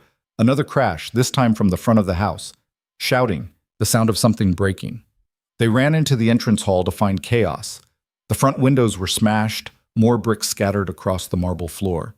And outside, visible through the broken glass, a mob had gathered. 20 people, maybe 30. Some held torches despite it being midday. Others had signs. "Justice for Catherine, Thornfield the murderer. Throw out the Mad Duchess." "Where's the constabulary?" Adrian demanded. "On their way," Harrison the butler said, his usual composure cracked. "But the crowd's growing. They're saying you need to answer for Lady Catherine's death. I was cleared by an inquest." "They don't care." Cole pulled his pistol. "This is organized. Someone's riling them up." As if on cue, a man pushed to the front of the mob. Richard Ashford. Eliza recognized him from the portrait in Adrian's study. Those 7 years had aged him badly. His face was gaunt, his clothes expensive but disheveled. He looked like a man who'd lost everything and decided to burn the world down. "Thornfield," his voice carried over the crowd. "You killed my sister. Admit it. Face justice." "I didn't kill Catherine," Adrian called back. "You know I didn't. The inquest was bought, paid for by your money and title." Richard's face was red, spittle flying. "You drove her to it. Your coldness, your cruelty. And now you've married another poor girl. How long before she ends up dead too?" The crowd roared agreement. Someone threw a stone. It hit the door frame, inches from Adrian's head. "We need to get you both out of here," Cole said urgently. "Back entrance. Now." "I'm not running from that madman." "You are if you want to live." Cole grabbed Adrian's arm. "He's brought weapons. I saw clubs. Maybe worse. This isn't just a mob, it's an execution party." The reality hit home. This wasn't scandal or rumor anymore. This was real, physical danger. Richard Ashford had crossed the line from attacking their reputations to attacking their lives. "Martha, Mrs. Pemberton, get to the servants' quarters and lock the doors," Adrian ordered. "Harrison, when the constables arrive, send them to Thornfield Manor. We'll be there." "What about the house?" Harrison looked devastated, watching the mob surge closer. "Let them have it. We'll rebuild." Adrian turned to Eliza. "Can you ride?" "Not well, but you'll have to learn fast." He pulled her toward the back of the house, Cole leading the way. "The carriage is too slow. They'll follow. Horses are faster." They burst into the mews behind the house. The stable boys had already saddled 2 horses, their faces pale with fear. Adrian swung onto one, then reached down to pull Eliza up behind him. "Hold on," he said. "Don't let go." She wrapped her arms around his waist, her heart in her throat. "Ready?" Cole was on the other horse, pistol in hand. "Go!" They exploded out of the mews at a gallop, hooves striking sparks from the cobblestones. Behind them, the mob realized what was happening and surged after them, their shouts turning to screams of rage. Eliza buried her face against Adrian's back, feeling the powerful muscles of the horse beneath them, the cold wind whipping past. They careened through London's streets, dodging carriages and pedestrians, the Duke riding like a man possessed. A shot rang out. Cole swore. "They're armed! Move!" They took a corner too fast. Eliza felt the horse slip, felt Adrian's body tense as he fought to keep control.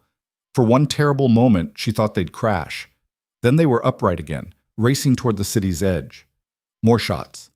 The sound of pursuit growing fainter, but not disappearing. "The North Road!" Adrian shouted to Cole. "We can lose them in the countryside. They'll follow all the way to Thornfield." "Let them try. On my land, we'll have the advantage." They rode for what felt like hours, but was probably 30 minutes. By the time they cleared London proper and hit open road, Eliza's arms were cramping, her legs aching from gripping the horse's flanks. "Are they still following?" she gasped. Adrian glanced back. "Some of them, maybe 6 riders. Richard's leading them. He's insane. He's grief-stricken, and someone's weaponized it." Adrian's voice was grim.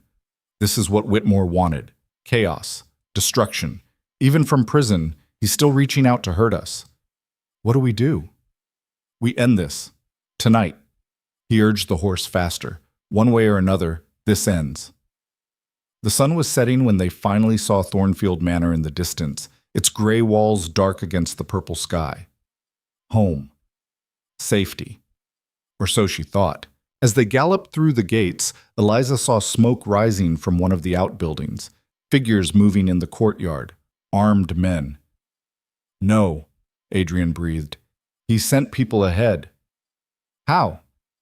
"Telegraph or messengers on faster horses." Cole pulled his weapon again. "Your Grace, this is a siege." Richard Ashford had beaten them to Thornfield, and now he was waiting with an army. The trap had been sprung, and they'd ridden straight into it. The trap had been sprung, and they'd ridden straight into it. Adrian hauled on the reins, bringing the horse to a skidding halt just inside the gates. Eliza's arms tightened around his waist as the animal wheeled, snorting and stamping. In the courtyard ahead, at least a dozen men stood with makeshift weapons, clubs, farming tools, one with what looked like an old musket. They weren't soldiers. They were locals, tenant farmers and village men, probably paid or persuaded by Richard Ashford's money and his poisonous words. And in front of them stood Richard himself, his face twisted with something between triumph and madness. "You can't run anymore, Thornfield?" His voice echoed off the stone walls. "It ends here. Tonight. You'll answer for what you did to Catherine." "I didn't kill her, Richard." Adrian's voice was steady, but Eliza felt the tension in his body. "You know I didn't. The grief has poisoned your mind. Don't you dare!" Richard's scream cut through the dusk. "Don't you dare tell me what I know. I found her. I was the one who saw what your coldness did to her." Cole edged his horse closer to Adrian's, his pistol visible. "Your Grace, we need to pull back, regroup. There are too many of them." "And go where?" Adrian's jaw was tight. "This is my land, my home. I'm not surrendering it to a mob. Better surrendering it than dying for it." Before Adrian could respond, one of the men in the courtyard raised his musket. The barrel swung toward them, wavering but deadly. "Get down!" Cole shouted. Adrian kicked the horse hard. The animal lunged forward just as the musket fired. The shot went wide, the crack of gunpowder deafening in the enclosed space. Eliza felt Adrian's body jerk, heard his sharp intake of breath. "Are you hit?" she gasped. "No, move!" He steered the horse toward the side of the manor, away from the main courtyard. "There's another entrance through the old chapel. We can get inside." "And then what?" Cole galloped beside them. "They'll burn us out." "Not if we move fast." Adrian pulled up beside a small wooden door set into the stone wall. "Eliza, get down. Inside. Now." She slid off the horse, her legs nearly buckling. Adrian dismounted, grabbed her arm to steady her, then kicked the door open. It led into darkness, a narrow stone corridor that smelled of damp and decay. "This leads to the chapel," he said, pulling her inside. Cole followed, leaving the horses loose in the yard. "From there we can reach the main house through the servants' passages." They ran through the darkness, Adrian leading the way by memory, one hand on the stone wall, the other gripping Eliza's wrist. Behind them, she heard shouting. The mob had realized where they'd gone. The corridor opened into the chapel, a small stone space with broken pews and shattered stained glass. Moonlight streamed through the gaps, painting everything in shades of silver and shadow. There, Adrian pointed to a door hidden behind the altar. That leads to... The main doors burst open. 3 men poured in, clubs raised. Cole fired his pistol. 1 man went down with a scream. The others hesitated, then charged. Adrian shoved Eliza toward the hidden door. Go! Get to the main house and lock yourself in the study. There are weapons there. I'm not leaving you. For once in your life, do what you're told. He turned to face the attackers, no weapon except his fists and fury. Cole was already engaged, grappling with 1 man while another circled. Eliza ran. Not away. She wouldn't abandon him, but toward the hidden door, yanking it open. The passage beyond was pitch black, but she'd been in the manor long enough to know its layout. She felt her way along the wall, running blind, her heart hammering. The study. Adrian had said there were weapons. If she could arm herself, come back, help. She burst into the main house through a servant's entrance and nearly collided with Mrs. Henshaw. Your Grace! The housekeeper's face was white with terror. Thank heaven, we heard shots. The men are trying to hold the main doors, but where's the study? Adrian said there were weapons. This way, Mrs. Henshaw grabbed a candle and led her at a run through the corridors. Your Grace, what's happening? Who are those men? Richard Ashford, Catherine's brother. He's convinced Adrian killed her. They reached the study. Eliza threw open the cabinet Adrian had indicated during one of their strategy sessions. Inside were 2 pistols, a rifle, and ammunition. Her hands shook as she grabbed a pistol. How many staff are in the house? 6. The rest fled when the men arrived. They're terrified, Your Grace. They think, I know what they think. Eliza checked the pistol's load, her fingers clumsy. Martha had taught her the basics years ago, sneaking her father's old dueling pistols out of storage, but she'd never actually fired one. Get everyone to the cellars. Lock yourselves in. Don't come out until I give the all clear. But Your Grace, do it. She met the housekeeper's eyes. Please, keep them safe. Mrs. Henshaw nodded, her face crumpling. Be careful, child. Then she was gone, herding the frightened staff toward safety. Eliza stood alone in the study, weapon in hand, listening to the sounds of violence echoing through the manor. She could hide. Wait for the constables Cole had said were coming.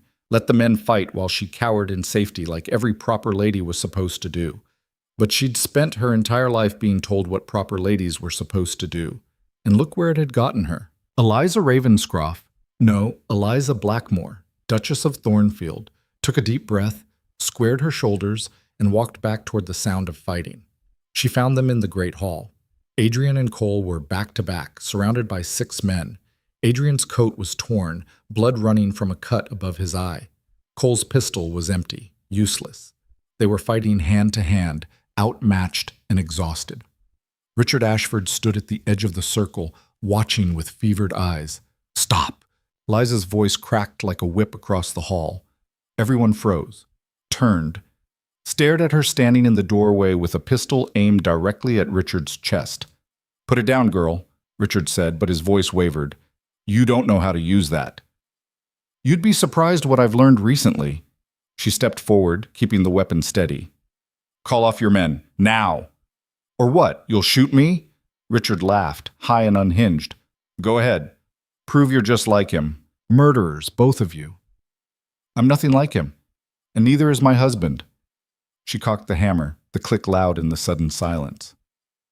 Adrian didn't kill your sister, but if you don't call off this madness, I will put a bullet in your leg and let you explain to the magistrate why you led an armed assault on a peer's estate.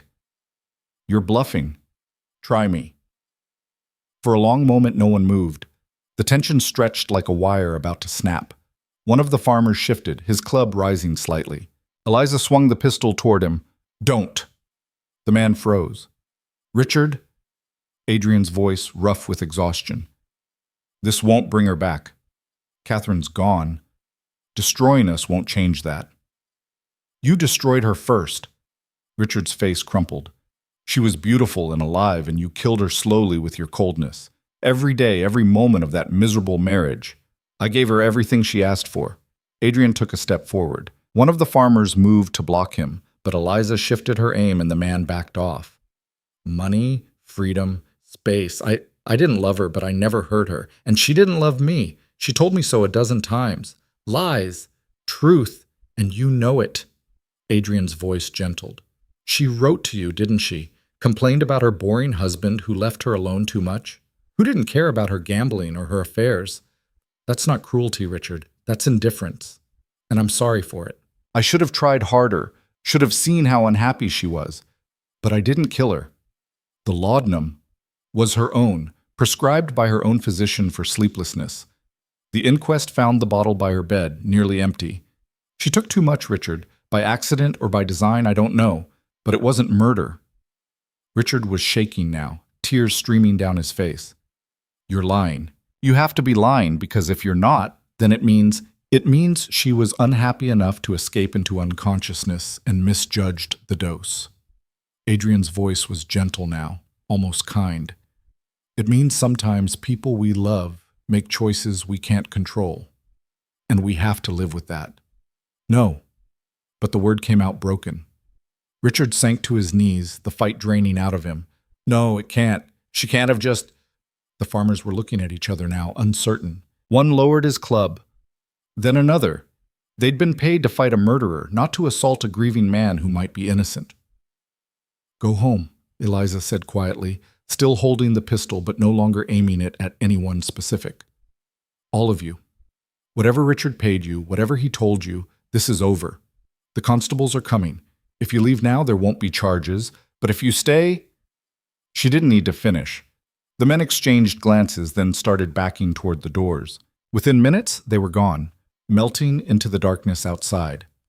Only Richard remained, kneeling on the stone floor, sobbing. Adrian moved toward him slowly. Eliza tensed, but Adrian just knelt down, one hand on Richard's shoulder. I'm sorry, he said, for not being what Catherine needed, for not seeing her pain. I carry that. I'll always carry that. But I didn't kill her, Richard. You have to let this go. I can't. Richard's voice was barely a whisper. I have nothing left. The money I spent on this revenge, the debts I incurred, I'm ruined. And for what? She's still gone. Then start over. Adrian stood, offering his hand. Go to Australia, America, somewhere new. I'll give you enough money to begin again if you promise to leave us in peace. Richard stared up at him. Why? Because Catherine loved you, and because I'm tired of being haunted by ghosts. Slowly, Richard took the offered hand and stood. He looked between Adrian and Eliza, his face devastated. I wanted you to suffer, he said. I wanted you to feel what I felt. I do, Adrian said quietly. Every day. Cole appeared in the doorway, a squadron of constables behind him. Your Grace, we have the situation secure. Some of the men were caught on the road, others... He saw Richard and his hand went to his pistol. Let him go, Adrian said. Your Grace, he led an assault, and he'll leave England within the week. Won't you, Richard? Richard nodded mutely. There, Adrian said to Cole. Matter settled. Take statements from the staff, document the damage, but let him walk out of here. Cole looked like he wanted to argue, but he'd served Adrian long enough to know when the Duke's mind was set. He jerked his head at the constables. You heard His Grace. Statements only. Let the man through. Richard walked toward the door like a man in a dream. He paused beside Eliza, meeting her eyes. She was right about one thing, he said softly. Catherine. She said he was cold, but maybe cold is better than cruel. He looked at Adrian. I'm sorry for all of it. Then he was gone, swallowed by the night and his own grief. Eliza's hands started shaking. The pistol suddenly felt impossibly heavy. She set it down on a nearby table before she dropped it. You did well, Adrian said, moving to her side. That was brave. Stupid, but brave. I wasn't going to hide while you fought. I noticed. Something that might have been admiration flickered in his eyes. You held a pistol on 8 armed men without flinching. I was terrified the entire time. Courage isn't the absence of fear, it's acting despite it. He reached up, touched the side of her face. Thank you. For coming back. For not running. His hand was warm against her cheek. His eyes, usually so cold and controlled, were something else now, softer, more open. vulnerable in a way she'd never seen. "I'm tired of running," she said quietly. "Good." His thumb brushed across her cheekbone. "So am I." The moment stretched between them, charged with possibility. Eliza's heart was hammering, but not from fear this time, from something else entirely, something that felt dangerous and inevitable and right. Then Cole cleared his throat loudly from the doorway. "Your Grace, the constables need statements, and there's a reporter from the Times outside asking about the incident." Adrian pulled back, his expression shuddering. "Of course. Handle the constables. I'll deal with the reporter." "Your Grace, I'll be fine." He turned to Eliza. "You should rest. Mrs. Henshaw can—" "No." She was done being sent away, protected, handled. "If you're talking to the press, I'm coming with you." "Eliza, we're in this together, remember? United front?" She met his eyes. "Or was that just strategy?" He stared at her for a long moment. Then surprisingly he smiled. A real smile. Small, but genuine. "All right, together." They gave the interview standing in front of Thornfield Manor's damaged gates, dawn breaking pink and gold over the moors behind them. Eliza held Adrian's arm, both of them exhausted and bloodied but unbowed. The reporter, a young man who'd ridden from London through the night, scribbled frantically while they explained what had happened. The grief-stricken brother-in-law, misled by Whitmore's people. The mob, paid and persuaded. The siege. The resolution. "And Mr. Ashford?" the reporter asked. "He's fled?" "He's gone to begin again somewhere he can heal," Adrian said. "I won't be pressing charges." "That's remarkably generous, Your Grace, considering he tried to kill you." "He tried to avenge his sister. I understand that impulse." Adrian's hand covered Eliza's where it rested on his arm. "Family is complicated. Loss makes people do terrible things. I'd rather offer mercy than compound tragedy." The reporter's pen flew across the page. "And you, Your Grace?" he asked Eliza. "How do you feel about being caught in the middle of this vendetta?" "I feel," Eliza said carefully, "that the truth matters more than scandal. My husband was cleared of any wrongdoing in Lady Catherine's death 7 years ago. Those who've tried to weaponize her memory should be ashamed. She deserves better than to be used as ammunition in someone else's revenge. You held a pistol on 8 armed men. I protected my home and my husband. That's not typical behavior for a duchess." "I'm not a typical duchess." She looked up at Adrian, found him watching her with an expression she couldn't quite read. "I never have been." The reporter grinned. "I suspect that's going to make for excellent copy." "Thank you, Your Graces. London's going to eat this up." After he left, they stood in silence, watching the sun climb higher. In the courtyard, servants were already beginning to clean up the damage.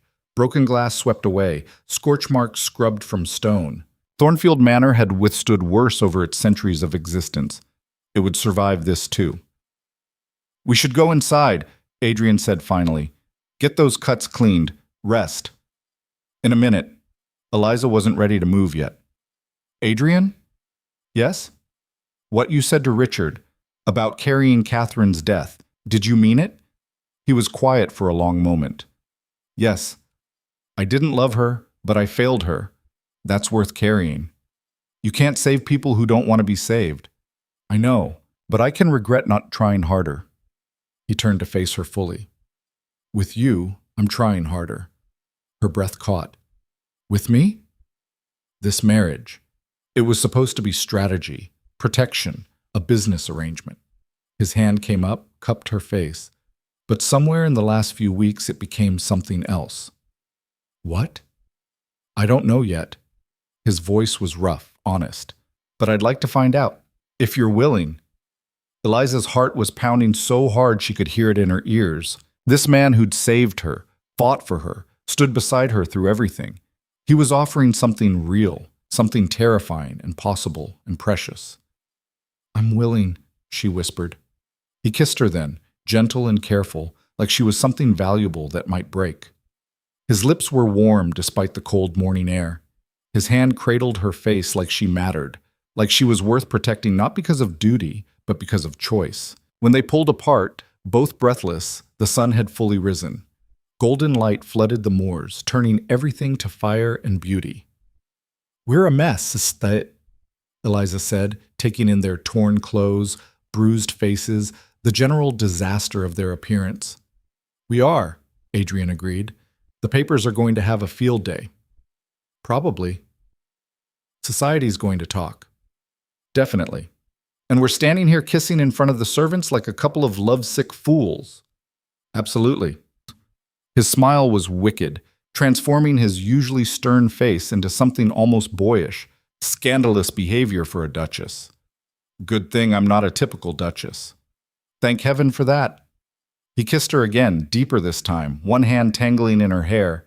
Eliza kissed back, pouring 3 weeks of fear and fighting and partnership into it. When they finally broke apart, half the household staff was watching from various windows, most of them grinning. Your Grace, Mrs., Henshaw called from the doorway, trying to look stern and failing completely.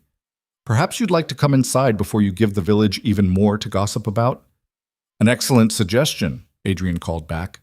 But he didn't move immediately, just stood there with his arm around Eliza's waist, looking at his battered manner with something like contentment. We won, Eliza said softly. We survived, he corrected. Winning comes later. When? When the papers print the truth, when Richard Ashford sails away and stops haunting us, when society accepts that we're not going anywhere. He looked down at her. When we figure out what this marriage actually is. That could take a while. I have time. His arm tightened around her. We have time.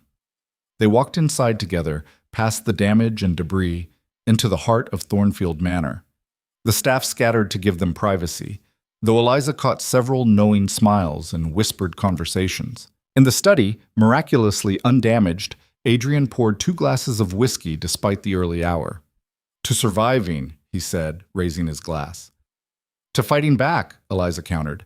To partnership. He clinked his glass against hers. They drank. The whiskey burned going down, warm and bracing. Eliza set down her glass and looked at the man she'd married. This cold, calculating duke who'd turned out to have depths she was only beginning to explore. What happens now? She asked. Now we wait for the papers. The story should hit London by this afternoon. Either we'll be vindicated or crucified. He shrugged. Either way, we'll handle it. Together. Together. He set down his own glass, then pulled her close. I meant what I said, Eliza. This stopped being just protection weeks ago. Probably the moment you pointed a pistol at armed men to defend my honor. That's a strange moment to fall for someone. I'm a strange man. His hand traced down her spine. And you're a strange woman. We suit each other. She laughed, surprising herself. We really do. The kiss that followed was different from the ones outside. Deeper, more urgent, flavored with whiskey and promise. Adrian's hands tangled in her hair, her waist, pulling her closer. Eliza kissed back with everything she had, 3 weeks of tension and partnership and growing attraction finally finding release. When they broke apart, both breathing hard, his eyes were dark with want. We should probably wait, he said, though he didn't sound convinced. Do this properly. Courtship. Flowers. We got married to escape a conspiracy and survived a siege together, Eliza interrupted. I think we've skipped past needing flowers. Fair point. He kissed her again, softer this time. Still, you deserve better than a quick tumble after a near-death experience. What I deserve is honesty, partnership, respect. She met his eyes. Everything else we can figure out as we go. You're sure? I've never been more sure of anything. His smile was brilliant, transforming his entire face. Then to hell with propriety. He kissed her again, and this time neither of them pulled back. The papers hit London that afternoon, just as Adrian had predicted. By evening, messages started arriving at Thornfield via express courier. The first was from Mrs. Grant at the Times, congratulating them on providing the most compelling story of the decade. The second was from the Duke of Marlborough, expressing support and offering to sponsor Adrian's return to the House of Lords' active sessions. The third was from the Queen's private secretary, requesting an audience at the earliest convenience. The Queen wants to see us? Eliza stared at the royal seal on the letter. Apparently, Adrian read the message again.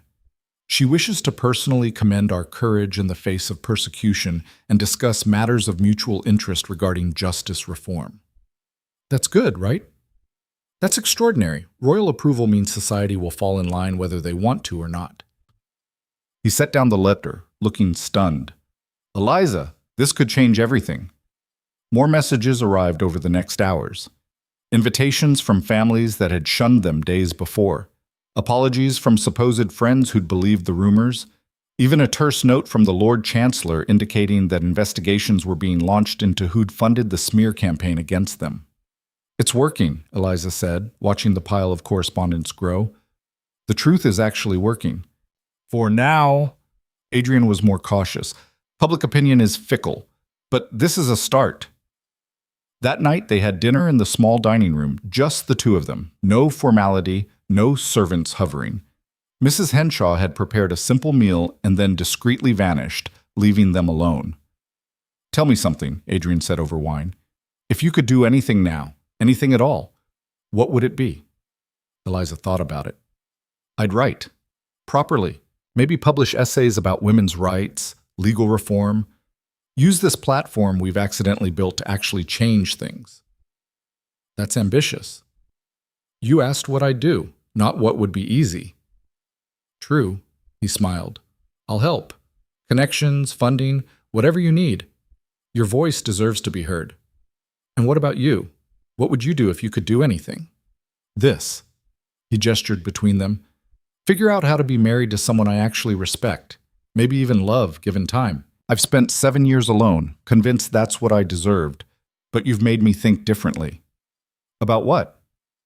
About second chances. He reached across the table, took her hand. About whether cold, calculating men can learn to feel something beyond strategy and revenge. Can they? I'm willing to find out. His thumb traced circles on her palm. With you. The moment was interrupted by a knock on the door. Cole entered, looking apologetic. Your Grace, I'm sorry to intrude, but there's someone at the gates. A woman. She says she's Martha, the Duchess's maid, and she's demanding to see her Grace immediately. Martha! Eliza leapt up. She's here? But I thought she was still in London. Apparently she borrowed a horse and rode through the night when she heard about the siege. Cole looked amused despite himself. She's threatening to storm the manor if we don't let her in immediately. That sounds like Martha. Eliza was already heading for the door. Bring her in, please, and make sure she has food and rest. She must be exhausted.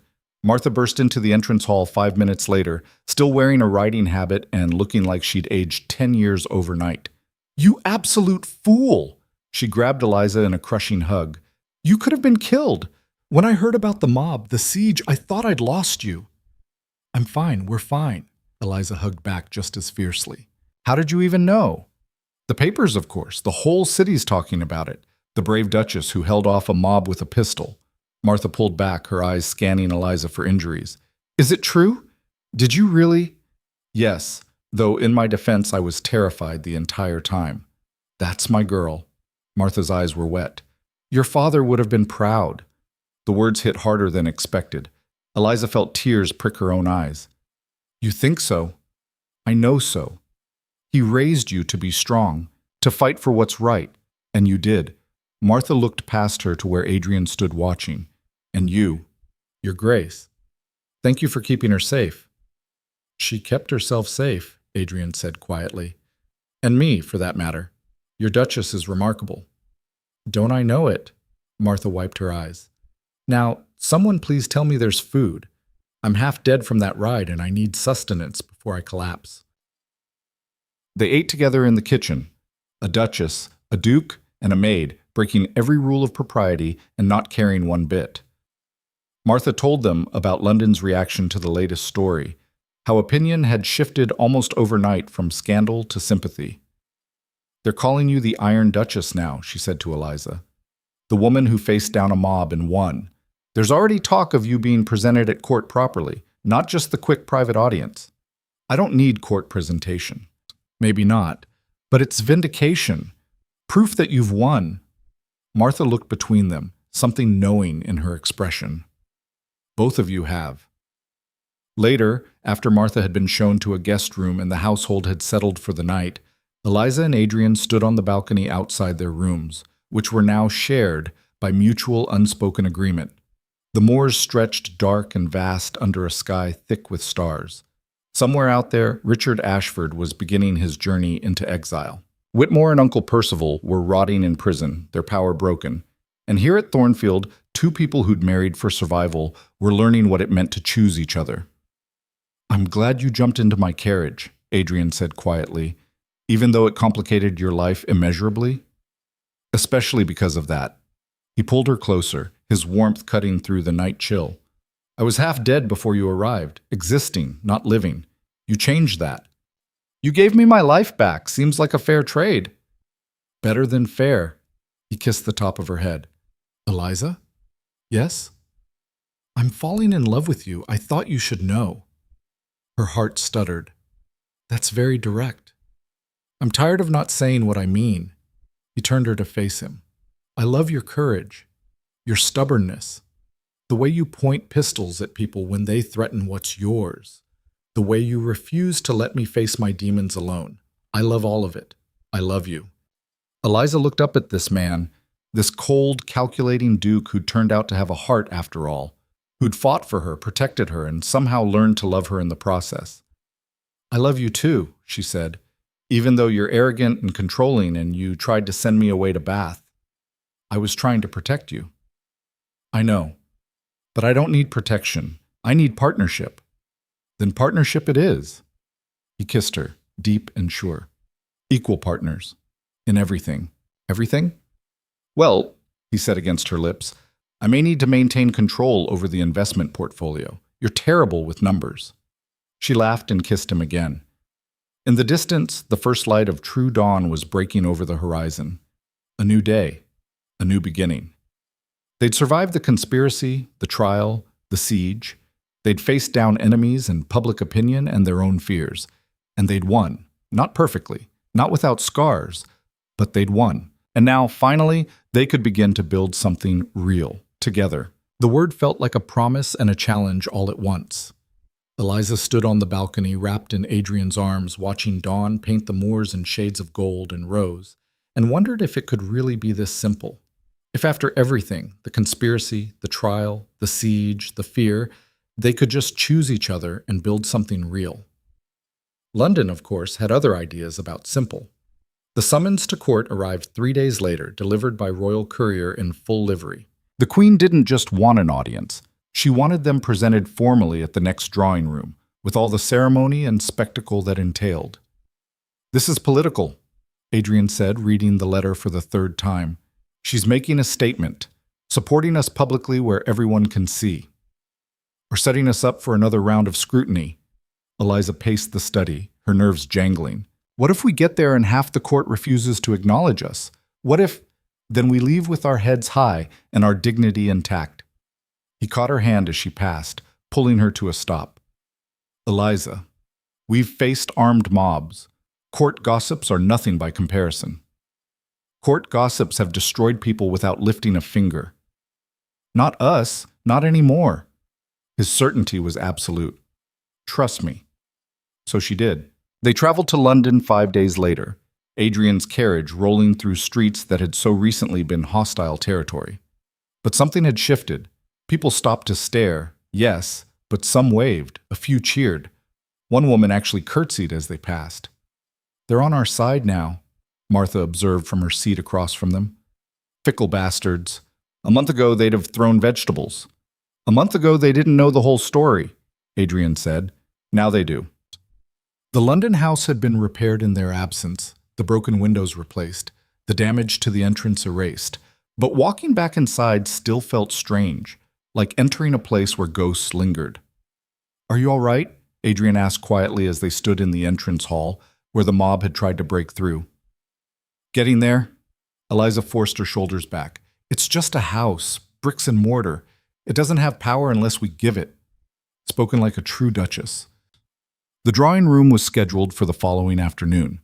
That gave them less than 24 hours to prepare, for Eliza to be fitted for an appropriate gown, for Adrian to brief her on court protocol, for both of them to steel themselves for what was essentially a public trial by aristocracy. Mrs. Pemberton appeared with a dressmaker in tow. a sharp-eyed French woman named Madame Bisset, who took one look at Eliza and declared, "Non, we start from nothing. Everything must be parfait." 6 hours later, Eliza stood in front of a mirror, barely recognizing herself. The gown was deep sapphire silk that brought out her eyes, cut simply but elegantly, with none of the fussy embellishments that usually marked court dress. Her hair was swept up and pinned with diamonds, Adrian's family diamonds, he'd said, worn by his mother and grandmother before her. "You look like a duchess," Martha said, her voice thick with emotion. "A real one." Not the scared girl who ran from a church, but a woman who faced down her demons and won. "I don't feel like I've won yet." "You will, tomorrow, when they all bow and scrape and pretend they never doubted you for a second." Martha's eyes were fierce. "And if any of them give you trouble, you remember that you held off 8 armed men with a pistol. Court ladies are nothing compared to that." The drawing room began at 2 o'clock. They arrived early, Adrian's hand steady on Eliza's elbow as they climbed the palace stairs. Inside, the corridors were packed with nobility in their finest. Women in elaborate gowns weighted with jewels, men in formal dress with decorations glittering on their chests. The air smelled of perfume and ambition. Whispers followed them like a wave. Eliza caught fragments as they passed. "That's her, the runaway bride," held a pistol on a mob, they say. The queen requested them personally. "Thornfield looks besotted. Did you see?" Adrian's hand tightened on hers. "Eyes forward. Remember what I told you." She remembered. Curtsy to the queen, not too deep but respectful. Speak only when spoken to. Maintain perfect composure no matter what anyone says or does. Show them the Iron Duchess, not the frightened girl. The throne room was magnificent, all gilt and crystal and soaring ceilings painted with classical scenes. At the far end, on a raised dais, sat Queen Victoria herself, small and stern and utterly commanding in black silk and diamonds. The presentations moved slowly. Each noble couple announced, introduced, acknowledged. Some received warm words from the queen. Others got barely a nod. Eliza watched and tried not to let her hands shake. "The Duke and Duchess of Thornfield," the chamberlain's voice rang out. The room went silent, every eye turned toward them. Eliza felt the weight of hundreds of gazes, judging, assessing, waiting to see if she'd falter. Adrian's hand was warm and solid under hers. She took a breath and walked forward. The curtsy she'd practiced 100 times came naturally. Adrian's bow was perfect. They rose and stood before the queen, waiting. Victoria studied them with dark, penetrating eyes. The silence stretched. Somewhere in the crowd, someone coughed. The sound was deafening. Then the queen smiled. It transformed her severe face, made her look almost young. "Your Graces, we are pleased to see you recovered from your recent ordeals." "Your Majesty is most gracious," Adrian said. Gracious, perhaps, but also practical. Victoria's gaze shifted to Eliza. "We read with great interest the accounts of your trials, both legal and physical.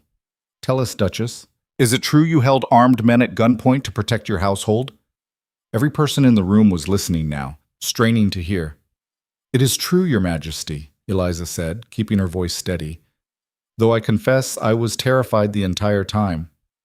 Courage is not the absence of fear, but action despite it." The queen's smile widened. "You have done yourself and your title credit. England needs more women willing to fight for what is right, rather than simply accepting what they are told." A ripple of reaction went through the crowd. This wasn't just approval, this was endorsement. Public, royal, unequivocal endorsement. "Your Majesty is too kind," Eliza managed. "We are rarely kind, Duchess. We are honest." Victoria turned to Adrian. "And you, Thornfield, you fought for justice when it would have been easier to hide. You exposed corruption. You protected the vulnerable. These are the actions of a man worthy of his position." "I only did what was right, Your Majesty." "Precisely. Would that more of our peers shared that philosophy." She gestured to her private secretary, who stepped forward with a small wooden box. "We wish to present you both with the Royal Victorian Order in recognition of your service to justice and the crown." The medals were pinned to their chests while the entire court watched. Eliza felt the weight of the silver and enamel, felt the shift in the room's atmosphere. The queen had spoken. Whatever doubts or rumors had lingered, they were finished now. "Thank you, Your Majesty." Adrian said, his voice rough with emotion. Use your positions wisely, Victoria said. Both of you. And Duchess, we should like to discuss your thoughts on legal reform at a later date. We understand you have ideas about protecting women's property rights. Eliza's heart jumped. Yes, Your Majesty, I would be honored. Good. Our secretary will arrange a private audience. The Queen nodded, the dismissal clear but not unkind. You may go, and enjoy the season. You've earned it. They backed away, curtsied and bowed again, then turned to walk back through the crowd. But this time, instead of hostile stares and whispers, people bowed. Women curtsied. Several smiled. And at the back of the room, a familiar figure stood watching. Margaret Winters, the friend who'd lied under oath at Whitmore's trial. Her face was pale, her eyes red-rimmed. She looked like she'd aged years in weeks. Eliza could have walked past. Should have, probably. But something made her stop.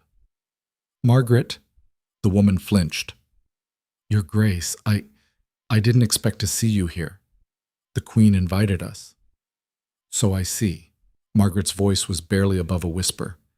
Eliza, I need to tell you what I said at the trial. It was lies. I know. Whitmore threatened my family, said he'd ruin my father's business if I didn't testify. I was terrified and Tears spilled over. I'm so sorry. I know it's not enough, but I'm so sorry. Eliza looked at this woman who'd once been her closest friend, who'd betrayed her out of fear, who was clearly drowning in guilt and shame. She could walk away, let Margaret suffer. It would be justified. But Eliza had learned something in the last few weeks about mercy and second chances. I understand fear, she said quietly. I lived with it for weeks. I know what it can make you do. I don't deserve your forgiveness. Probably not, but I'm giving it anyway. Eliza met her eyes. What you did was wrong, but you're not the real enemy. Whitmore was, and he's paying for it now. Thank you. Margaret's voice broke. I'll never forget this. Neither will I. Eliza squeezed her hand once, briefly. Take care of yourself, Margaret. Then she walked away, Adrian's arm around her waist, leaving her former friend to work through her own demons. That was generous, Adrian murmured. That was self-preservation. Carrying grudges is exhausting. Still, not many people would have forgiven that easily. Who said it was easy? Eliza looked up at him. But I'm tired of being angry. I'd rather spend my energy building something new. Like what? Like using this platform we've accidentally acquired. The Queen wants to discuss legal reform. That means she's open to change. Real change, not just talk. Ideas were already spinning through her mind. Property rights for married women, better protections against wrongful commitment to asylums, criminal penalties for fraud and guardianship. You're going to be dangerous, aren't you? But his smile was proud. Absolutely. You married a dangerous woman, Your Grace. Best decision I ever made. The season that followed was unlike anything Eliza had imagined. Instead of being shunned, they were celebrated. Invitations poured in, dinners, balls, garden parties, all from families that had snubbed them weeks before. The hypocrisy was staggering, but Eliza learned to navigate it with the same cold calculation Adrian employed in business. They accepted some invitations, declined others, built alliances with families who genuinely cared about reform. Slowly, carefully, they assembled a coalition of peers willing to push for legal changes. The private audience with the Queen came 6 weeks after the drawing room. Eliza went alone, at Victoria's request, and spent 2 hours discussing everything from property law to education reform to the treatment of women in legal proceedings. You have a sharp mind, Duchess, Victoria said at the end. Don't waste it on needlepoint and tea parties. England needs women who think. I don't intend to waste it, Your Majesty. Good. We shall call on you again. There is work to be done. The work began immediately. Adrian used his connections in Parliament to introduce bills. Eliza wrote essays under a pseudonym at first, then under her own name when the pseudonym's popularity made anonymity pointless. They hosted salons where reformers and politicians could meet and argue and plan. Not everyone approved. Plenty of people still thought a duchess should stick to charity work and hosting dinners. But enough people listened that real change started happening. The Married Women's Property Act passed the House of Lords 6 months after the trial, guaranteeing that women's inheritances remained their own property regardless of marriage. It wasn't everything Eliza wanted, but it was a start. Your father would have been proud, Martha said the day the bill received royal assent. You took the worst thing that ever happened to you and turned it into something that will protect thousands of women. We turned it into something, Eliza corrected. All of us. You, Adrian, everyone who fought for this. Don't be modest. You're the one who faced down a courtroom and refused to be silenced.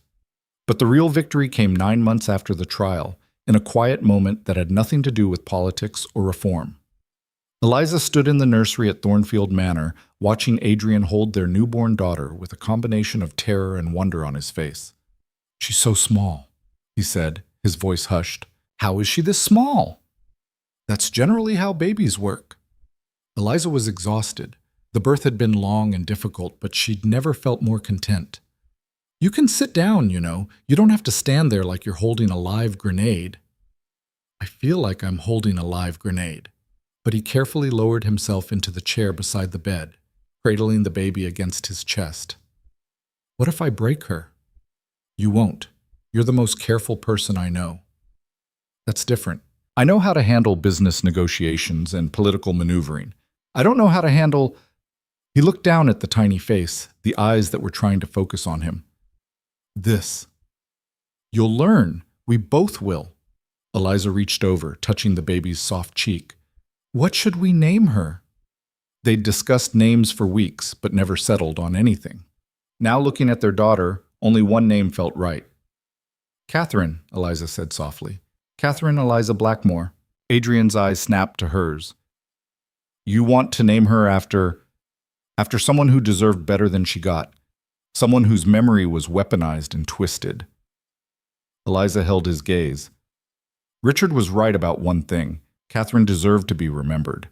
Just not as a weapon, as a person who was unhappy and made tragic choices. Naming our daughter after her feels like reclaiming that, giving her memory something good. Adrian was quiet for a long moment, looking down at the baby in his arms. Then he smiled, that rare, genuine smile that transformed his whole face. "Catherine it is," he said. "Catherine Eliza. Our daughter. Our future." The baby yawned, tiny and perfect and utterly unaware that she'd been born into a family forged in fire and scandal, that her parents had fought their way from desperation to partnership to love, that her mother had once fled a wedding in bare feet and her father had once been accused of murder. She was just a baby, new and clean and full of possibility. Like them, Eliza thought. They'd both been given second chances, new beginnings, a chance to build something better than what they'd known before. The door opened quietly. Martha peeked in, her face softening when she saw them. "There's a visitor downstairs," she said. "Says his name is Richard Ashford. He's asking if he can see you, but I can send him away if—" "No." Adrian looked at Eliza. "What do you think?" "Let him in," she said. "We have something to show him." Richard looked different, thinner, older, but also calmer, more at peace. He'd spent 6 months in America, he explained, working as a clerk in Boston, saving money, building a new life. "I'm not staying," he said immediately when he entered the nursery. I wanted to apologize. Properly. For everything." "You already did," Adrian said. "I know, but I needed to see you both, to tell you that I've been getting help, talking to someone about Catherine, about the grief. And I've come to understand that what happened to her wasn't your fault, Thornfield. It was just life. Tragic and unfair, but not murder." "Thank you," Adrian said quietly. "That means more than you know." Richard's eyes went to the baby in Adrian's arms. "Is that our daughter, Catherine, named after your sister?" The expression that crossed Richard's face was complex, grief and surprise and something that might have been gratitude. "You named her Catherine." "Someone wise once told me that your sister deserved to be remembered," Eliza said. "We wanted to remember her well." Richard's eyes filled with tears. May I see her?" Adrian stood and walked over, tilting the baby so Richard could see her face. "Catherine Eliza Blackmore, Future terror of London society if she takes after her mother. Richard laughed through his tears. She's beautiful. Perfect. He looked up at Adrian. Thank you. For this. For not hating me after everything I did. Hate takes too much energy, Adrian said. I'd rather spend it on my family. They talked for an hour, carefully at first, then more naturally. Richard told them about Boston, about the life he was building. Adrian offered to invest in the small printing business Richard was starting. Eliza made him promise to write, to stay in touch. You're family now, she said firmly. Connected to our daughter through her name. That means something. When Richard left, he looked lighter somehow, like he'd set down a burden he'd been carrying too long. That was good, Martha said, watching him go. Healing, for all of you. It was necessary, Adrian corrected, but he was smiling. Catherine deserved to be more than a ghost haunting us. Now she's part of something hopeful.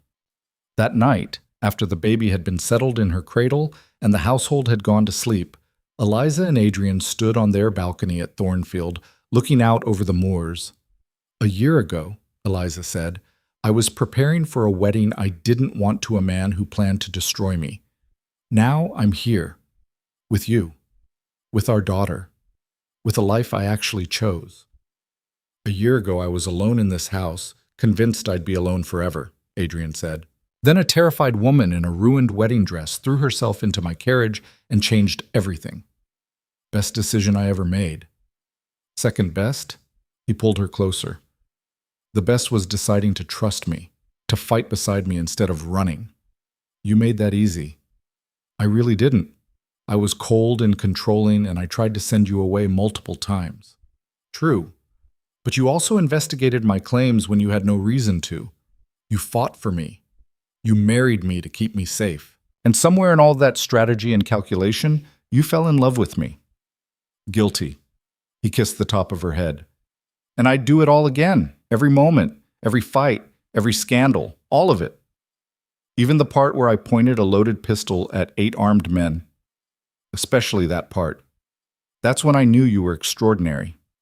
They stood in comfortable silence, wrapped in each other and the future they were building. In the nursery, their daughter slept peacefully, unaware that her existence was proof that sometimes the worst things led to the best outcomes. We should probably sleep, Eliza said eventually. Catherine will be awake in 3 hours demanding food. In a minute. Adrian didn't let go. I want to remember this moment, this peace. We fought so hard for it. We did. Eliza turned in his arms, looking up at his face. Familiar now, beloved. No longer the cold stranger who'd offered her protection, but the partner who'd offered her everything. And we'll keep fighting for reform, for justice, for women who need the same second chance I got. The Iron Duchess rides again. Damn right she does. She kissed him, soft and sure. But first she needs sleep. Even Iron gets tired. They went inside together, checking on Catherine one last time before heading to their own room. The baby slept on, tiny fists curled beside her head, completely unconcerned with scandal or society or the dramatic circumstances of her parents' marriage. She was just loved, safe, protected. Everything Eliza had fought for, everything Adrian had provided, everything they'd built together from ashes and fear and desperate choices. 3 years later, Eliza stood in the House of Commons gallery, watching Parliament debate another reform bill, this one addressing asylum commitments, requiring multiple independent medical opinions before anyone could be declared insane and confined. Adrian was on the floor speaking with the cold precision she'd once found intimidating and now found deeply attractive. He laid out case after case of wrongful commitment, including her own near miss with Thomas Whitmore's scheme. These aren't hypothetical dangers, he said, his voice carrying through the chamber. These are real crimes being committed under the guise of protecting the mentally ill. My wife nearly became a victim of such a scheme. Thousands of women have not been so fortunate. This bill will save lives. The vote was close, but it passed. Eliza felt tears prick her eyes as the numbers were announced. Another victory. Another piece of armor for vulnerable women. He's quite something when he's passionate about a cause, a voice said beside her. Eliza turned to find the Queen's private secretary standing there, a small smile on his usually stern face. He is, she agreed. Her Majesty wanted me to convey her congratulations and to invite you to dinner next week. She has some ideas about education reform she'd like to discuss. I'd be honored. After he left, Eliza looked back down at Adrian, who'd caught her eye and was smiling, that private smile reserved just for her. She smiled back, then returned her attention to the chamber floor, where more debate was starting on voting rights. This was the life they'd built. Not perfect, not easy, but theirs. At home, Catherine, now 3, and her baby brother Thomas were probably terrorizing their nursemaid. Martha was likely directing the household with the same efficiency she'd once used to help Eliza escape. And Thornfield Manor stood solid on the moors, no longer a fortress but a home. The past 3 years had been full of fights, political battles, social struggles, the normal chaos of raising children while trying to change the world. But they'd faced all of it together, partners, equals, lovers. That night, over dinner with just the two of them while the children slept upstairs, Adrian raised his glass. To survival, he said. To more than survival, Eliza corrected. To victory. To partnership. To love we didn't expect but fought to keep. To my runaway bride who turned out to be the smartest decision I ever made. They drank, and later, in the privacy of their room, they made love with the comfortable passion of people who'd learned each other thoroughly and still found new things to discover. Afterward, wrapped in Adrian's arms, Eliza thought about the girl she'd been, terrified, desperate, running from a church in bare feet with nothing but Martha's savings and hope. That girl would never have imagined this. A husband who loved her, children who filled their home with laughter, a voice in Parliament, the Queen's friendship, a life built on her own terms. "What are you thinking?" Adrian asked, his fingers tracing lazy patterns on her shoulder. "That I'm glad I jumped into your carriage." "So am I." He kissed her temple. "Every single day, I'm grateful for that moment. Even when I'm being stubborn about reform bills? Especially then, you keep me honest, keep me fighting for what matters." He pulled her closer. "I love you, Eliza Blackmore, my Duchess, my partner, my salvation." "I love you too." She smiled against his chest. "My cold, calculating Duke who turned out to have the warmest heart. Don't let that get around. I have a reputation to maintain. Your secret's safe with me." They fell asleep tangled together, the way they did most nights.